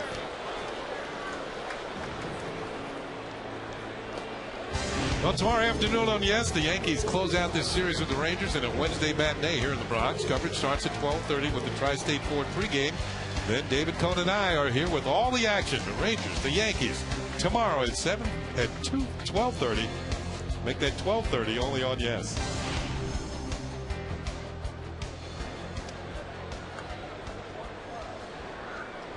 Here's Hideki Matsui, who is 2 for 3. David, remind me again what time after the game's over. I don't want to show up late tomorrow. We'll send out a search party for you. I'll send Rucco over to get you wherever you're staying. That's all right. 1-0 on Matsui. I'll be here. Swing and a miss. And it's 1-1. Yeah, you're the mature one here. Just about everywhere I go, I'm the mature one.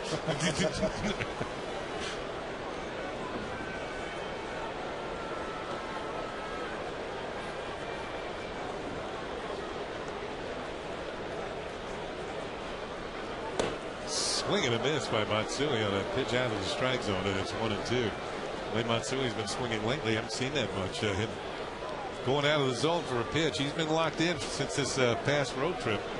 6 home runs on a road trip. That's pretty good. Drove in 15 runs on the trip that started in Seattle, went to Oakland, and then to Boston. That's in the dirt. He wouldn't chase it again, and it's 2 balls and 2 strikes. Brian Bruni.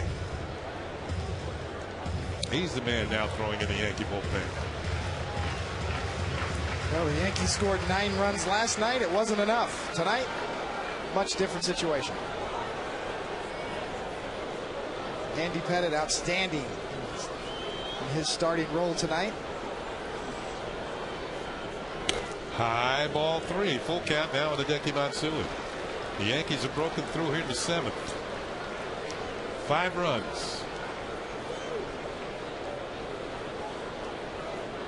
on 5 hits.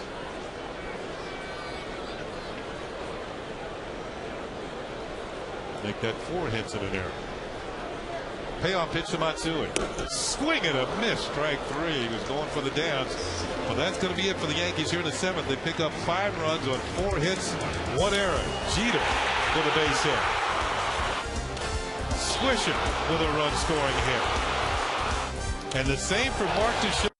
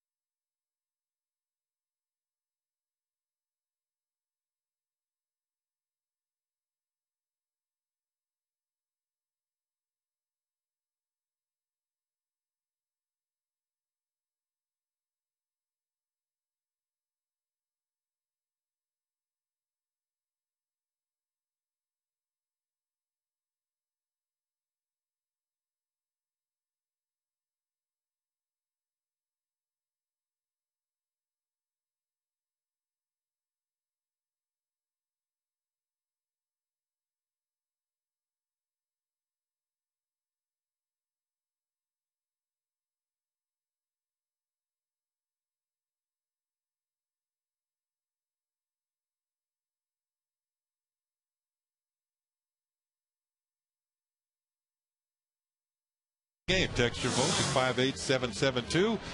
And here are your candidates: Andy Pettit, Jorge Posada, Jerry Hairston Jr., or Derek Jeter. 58772. Standard text messaging rates apply. New pitcher for the Yankees, Brian Bruni, and his first pitch to Ian Kinsler is a call, strike one. Bruni is not allowed to run in his last 5 appearances going back to August the 7th.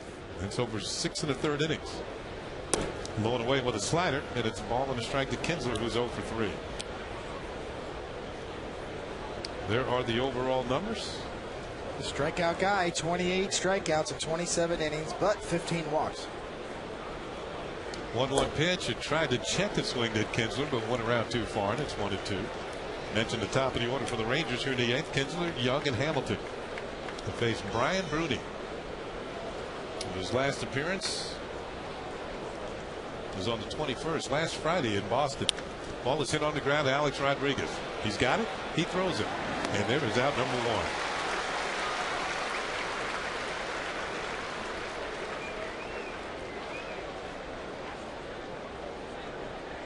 So Bruni will now move on to Michael Young. Hey, fans, join Nancy Newman after the final out of the WB Mason postgame. Get in-depth highlights and analysis from this game against the Rangers and a look around the rest of baseball. Plus, Kim Jones has a reaction from the clubhouse. It's the WB Mason postgame right here on Yes. Michael Young takes a pitch for a strike. Young is 0 for 3. He's reached on an error and struck out twice. By the way, Andy Pettit went 7 innings, gave up 2 runs. Both were earned. 5 hits, 7 strikeouts, and 3 walks. An outstanding night for Andy Pettit. A little roller that's beyond the mound. And it's going to be an infield single for Michael Young. Derek Jeter could not toss him out. Once that ball got by Bruni, Michael Young was going to have his first hit of the evening. See him going up trying to get that high fastball, but chops it straight down. Kind of hard to do, get on top of a fastball and hit a slow chopper like that. Jeter, really the right decision. No play. Michael Young runs well. And now Young has hit in 13 straight games. Here's Josh Hamilton. Got a couple of hits tonight. Had 4 hits here last night. And the pitch is low and inside for a ball.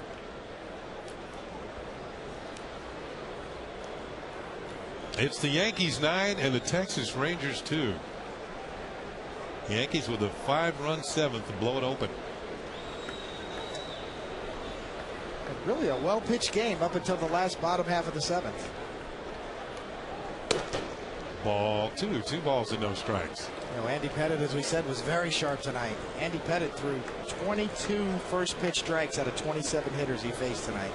Very much in control, and conversely, his counterpart, the young bull, Derek Holland, I think pitched very well to counter him. You know, he had 1 bad pitch to give up a 3-run home run to Posada in the bottom of the 2nd.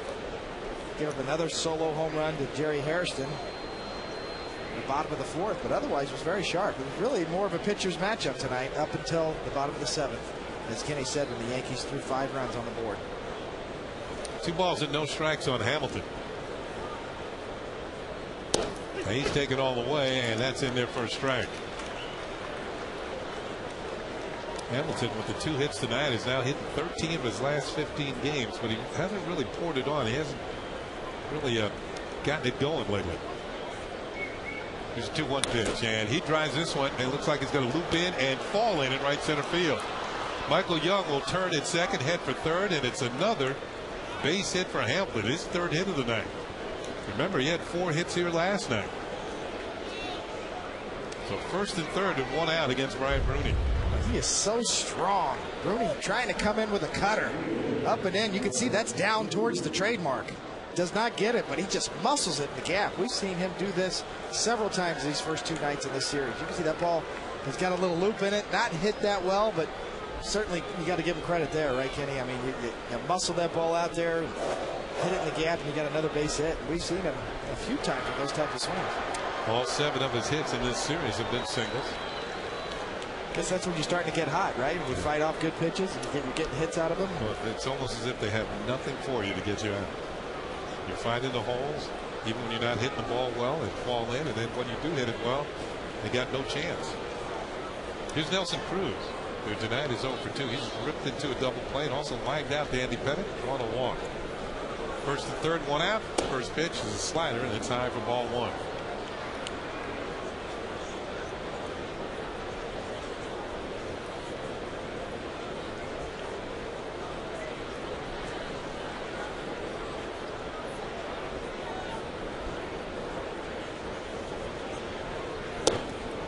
Ball two. 2 balls and no strikes. We saw Josh Hamilton last year, well documented what he did in the home run hitting contest at the old Yankee Stadium. He came in trying to hit the ball out of the ballpark.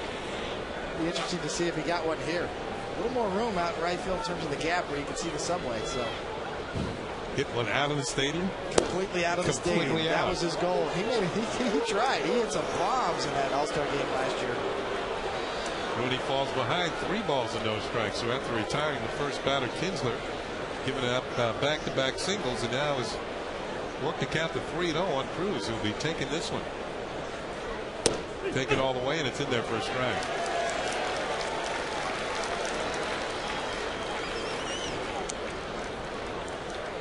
Pudge Rodriguez is on deck.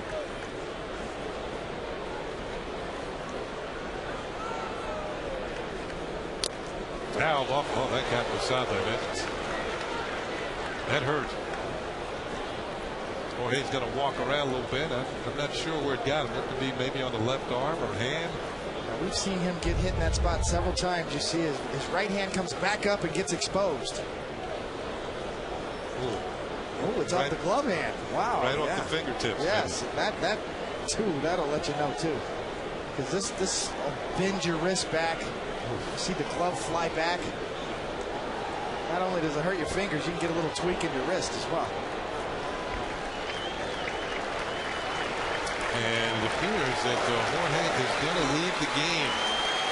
And we hope this is not a serious injury. Jorge, a big part of the offense tonight with a 3-run home run that came in the second inning. And now trying to get from the bullpen, as you can see at the top of your screen there, is Jose Molina. So hopefully it's just a bruised hand and Jorge will be all right.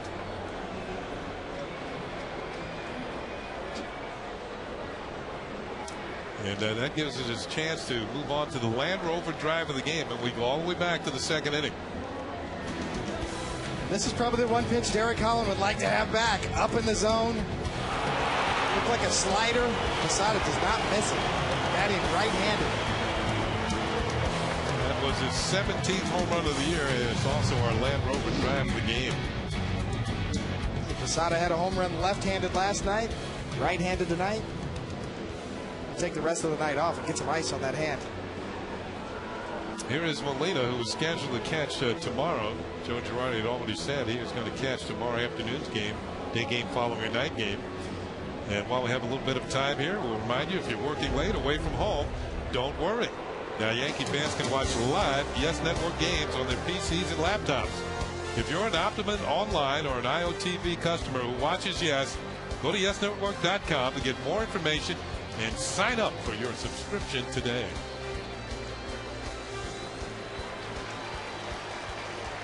So Molina will get a couple of warm-up tosses here. And when he's ready, it'll be a 3-2 count on Cruz with runners at first and third and 1 out. He's ready. It won't take long. Yeah, he's been thrown down in the bullpen, throwing the ball back to the pitcher. So he's ready to go. So Molina in place of Posada. That time of the year, August 26th, under a week to go before the rosters expand. September 1st, probably see Francisco Cervelli back when the rosters expand. 3-2 pitch is fouled off to the right.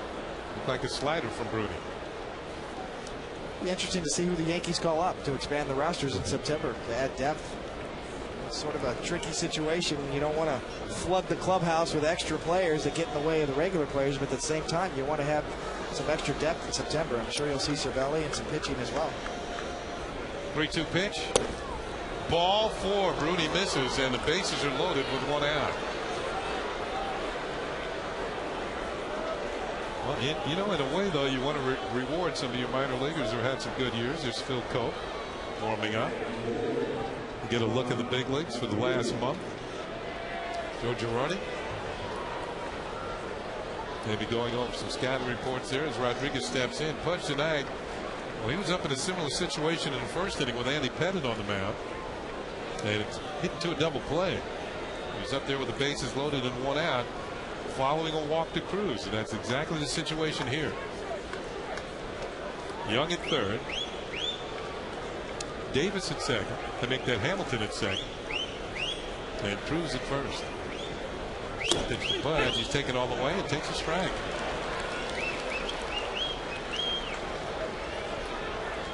Brian Bruni definitely has got his velocity back from his pre-injury days. 95, 96 60 miles an hour. The last part's just a little better command. The 0-1 pitch outside, and it's a ball and a strike.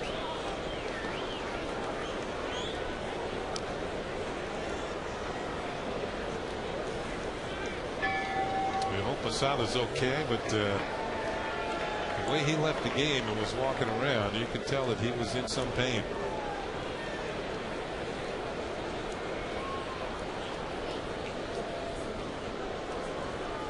The 1-1 pitch fouled off 1 and 2, and there was no discussion as to whether he was going to stay in or not.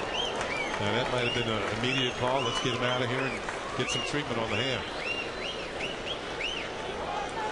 And it didn't look like he was trying to persuade somebody to let him stay in. Well, it just gives you so much appreciation for how beat up the catchers get, especially these good hitting catchers. Posada has been an offensive force his whole career. This guy in the box too, Ivan Rodriguez. 1-2 pitch, a ground ball to third. This could be 2. A-Rod to Cano for 1 on the first, and there's your double play. For the second time tonight, Pudge Rodriguez grounds into an inning-ending double play with the bases loaded, and both times it was started by Alex Rodriguez. To Cano, to Teixeira, it remains 9-2 Yankees.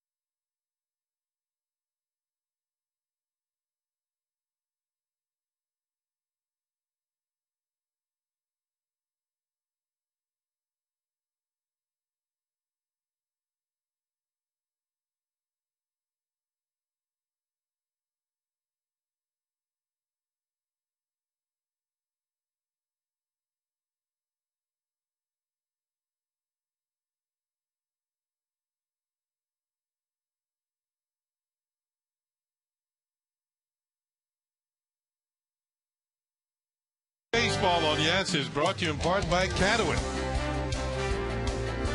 by Radio Shack, and by Glimping, America's Sub Shop.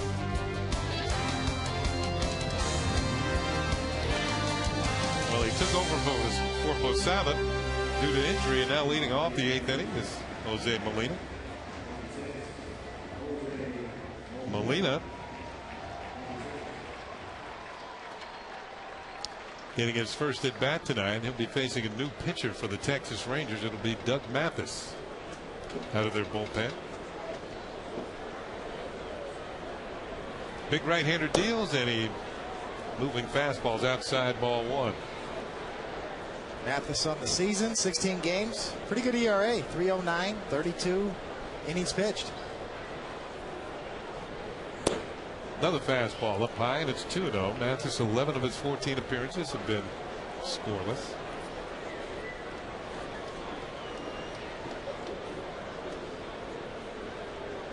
I think a key stat for relievers: inherited runners stranded. Here's a pitch low, because sometimes you give up runs, but they're not yours.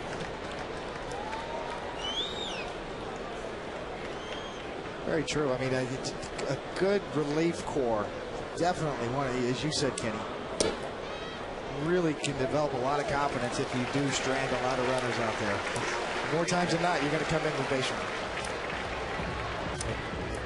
There's the base on balls to Molina. It's time for the play of the game, brought to you by Geico. 15 minutes could save you 50% on car insurance. And here it is. An incredible range by a young shortstop and a great presence of mind. There's no way he's going to get to this ball. Robbie Thompson sends A-Rod. Even if he gets to it, there's no way he's going to make that throw. Yes, he did. That's the Geico play of the game by that young man, Elvis Andrus. On his 21st birthday, turning in a couple of good plays tonight. Here's Cano, who has grounded out, single, and double, 2 for 3. His average jumps up to 317. He's got Molina at first with nobody out here in the bottom of the 8th inning. Slider, 2 balls and no strikes. Second straight hitter that Mathis has fallen behind. And it is a final. Big Poppy with the second home run of the game, a walk-off job to give Boston the win in Fenway, 3-2. I bet you that set off the crowd at Fenway Park. Here's a call strike to Cano. Big Poppy's warming up with the home run bat. Certainly has. Got Tim Wakefield back tonight, the Red Sox, so big night for them up in Boston in Fenway. Win tonight, the Yankees would maintain their 6-game lead in the American League East. And a loss by the Rangers would drop them 2.5 behind the Rangers in the wild card. I mean the Red Sox in the wild card. Ball was fouled off by Cano.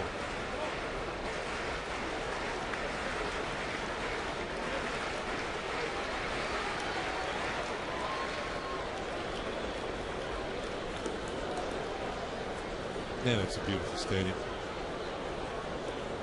Some sparkling blue lights there.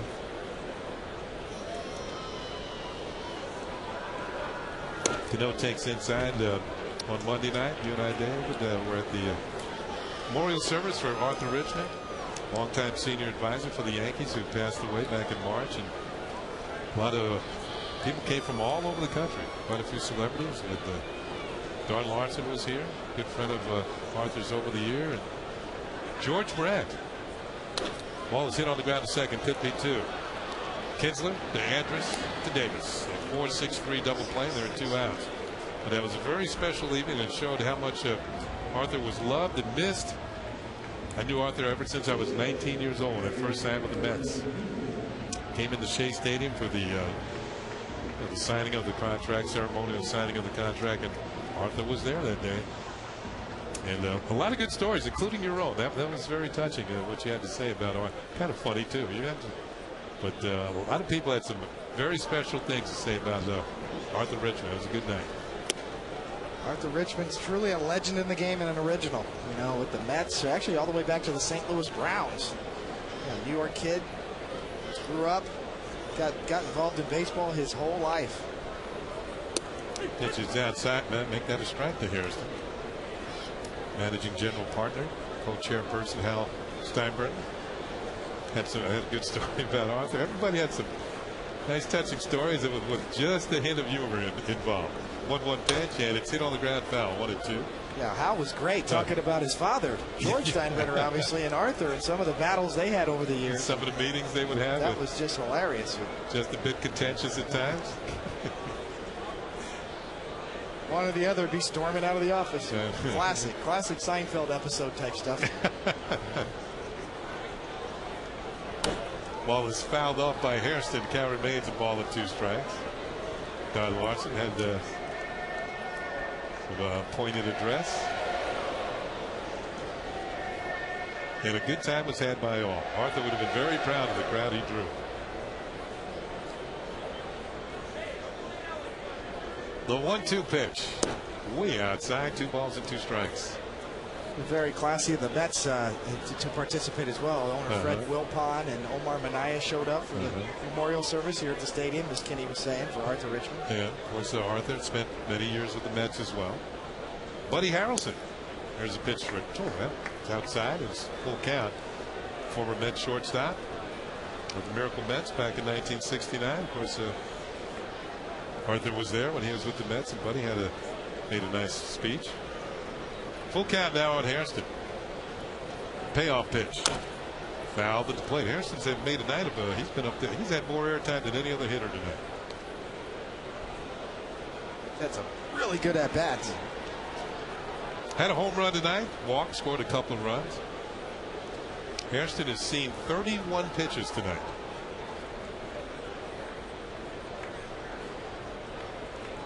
His dad would be proud of him, Jerry Sr. 3-2 pitch, and he's going to see 32. And now 33. Now this is going to be 32 coming up. Got a little ahead of myself. They're hanging in there. Yeah. Look, Jack's sporting the hat, the black Yankee hat. Lorne Michaels took the shades off. Paul McCartney. 33, just as I thought. 33 pitches for Jerry Hairston that he has seen tonight. Lorne Michaels has been a great Yankee fan over the years. What's your favorite Jack Nicholson movie? Oh, The Shining, without a doubt. Oh, you're going scary. I got to go with One Flew Over the Cuckoo's Nest. That was just a classic. Call strike 3. On the 34th pitch he has seen tonight, Jerry Hairston Jr. is retired for the first time. The Yankees are out of it here in the 8th inning, but they lead 9-2 going to the 9th.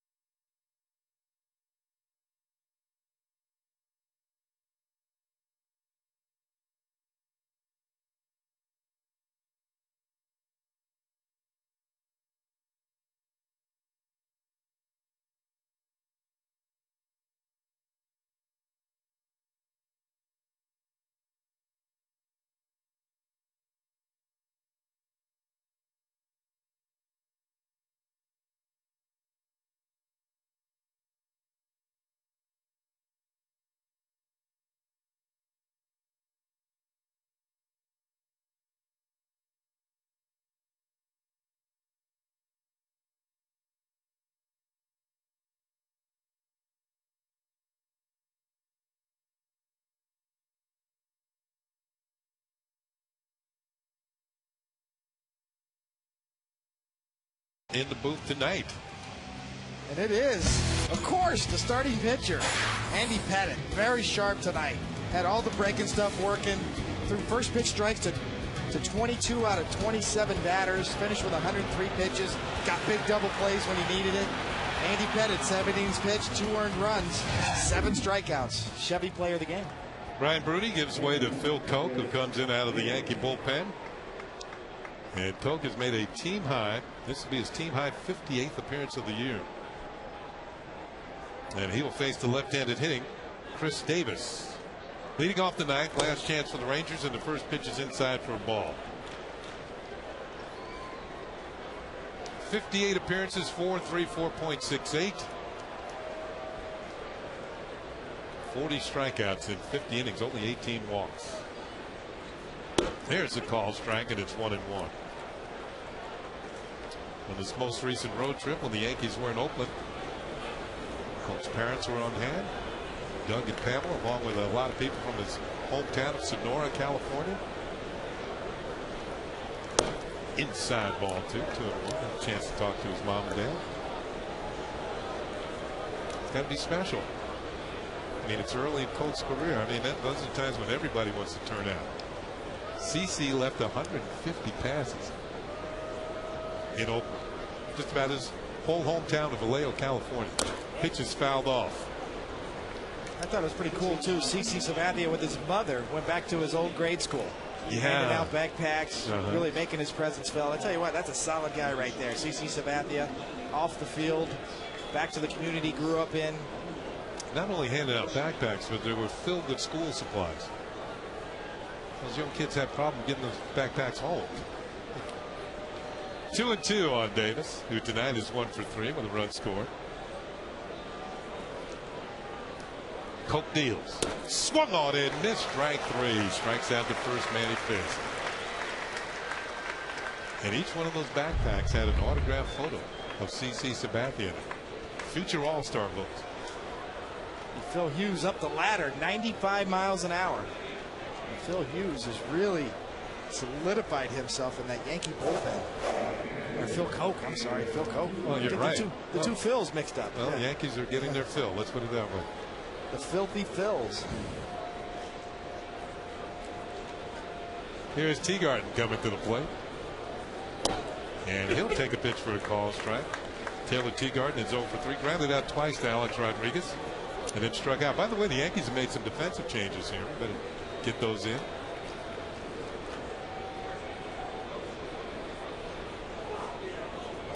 Bouncing ball to short. No defensive change there. Derek Jeter is there. The throw to first is in time for out number 2. So the Rangers are down to their last out.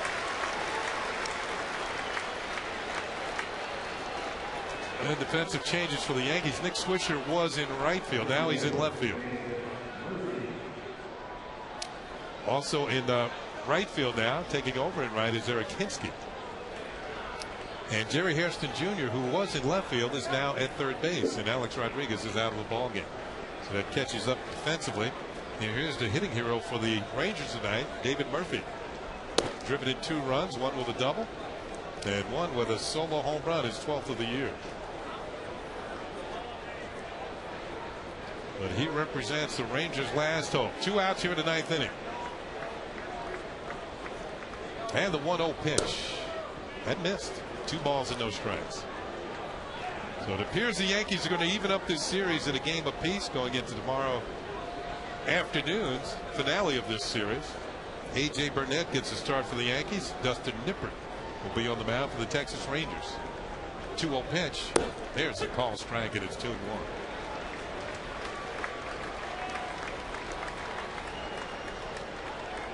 Boy, it seemed like the Yankees before the All-Star break were about 7 or 8 games over 500. And less than 6 weeks later, they're looking to go 32 games over 500. 2-1 pitch, and his ground ball towards the right of Cano on the backhand. With the throw, a nice play to cap it off. Cano with a sparkling play, and the Rangers go 1-2-3 here in the 9th inning. They do not score against Phil Koch. As we take another look at Robinson Cano, we've seen this all season long. There's the final out of your ball game, and the Yankees win this one by a score of 9-2. The series is evened up at a game apiece, and the Yankees will celebrate in the middle of the diamond here at Yankee Stadium. Phil Koch goes a 1-2-3.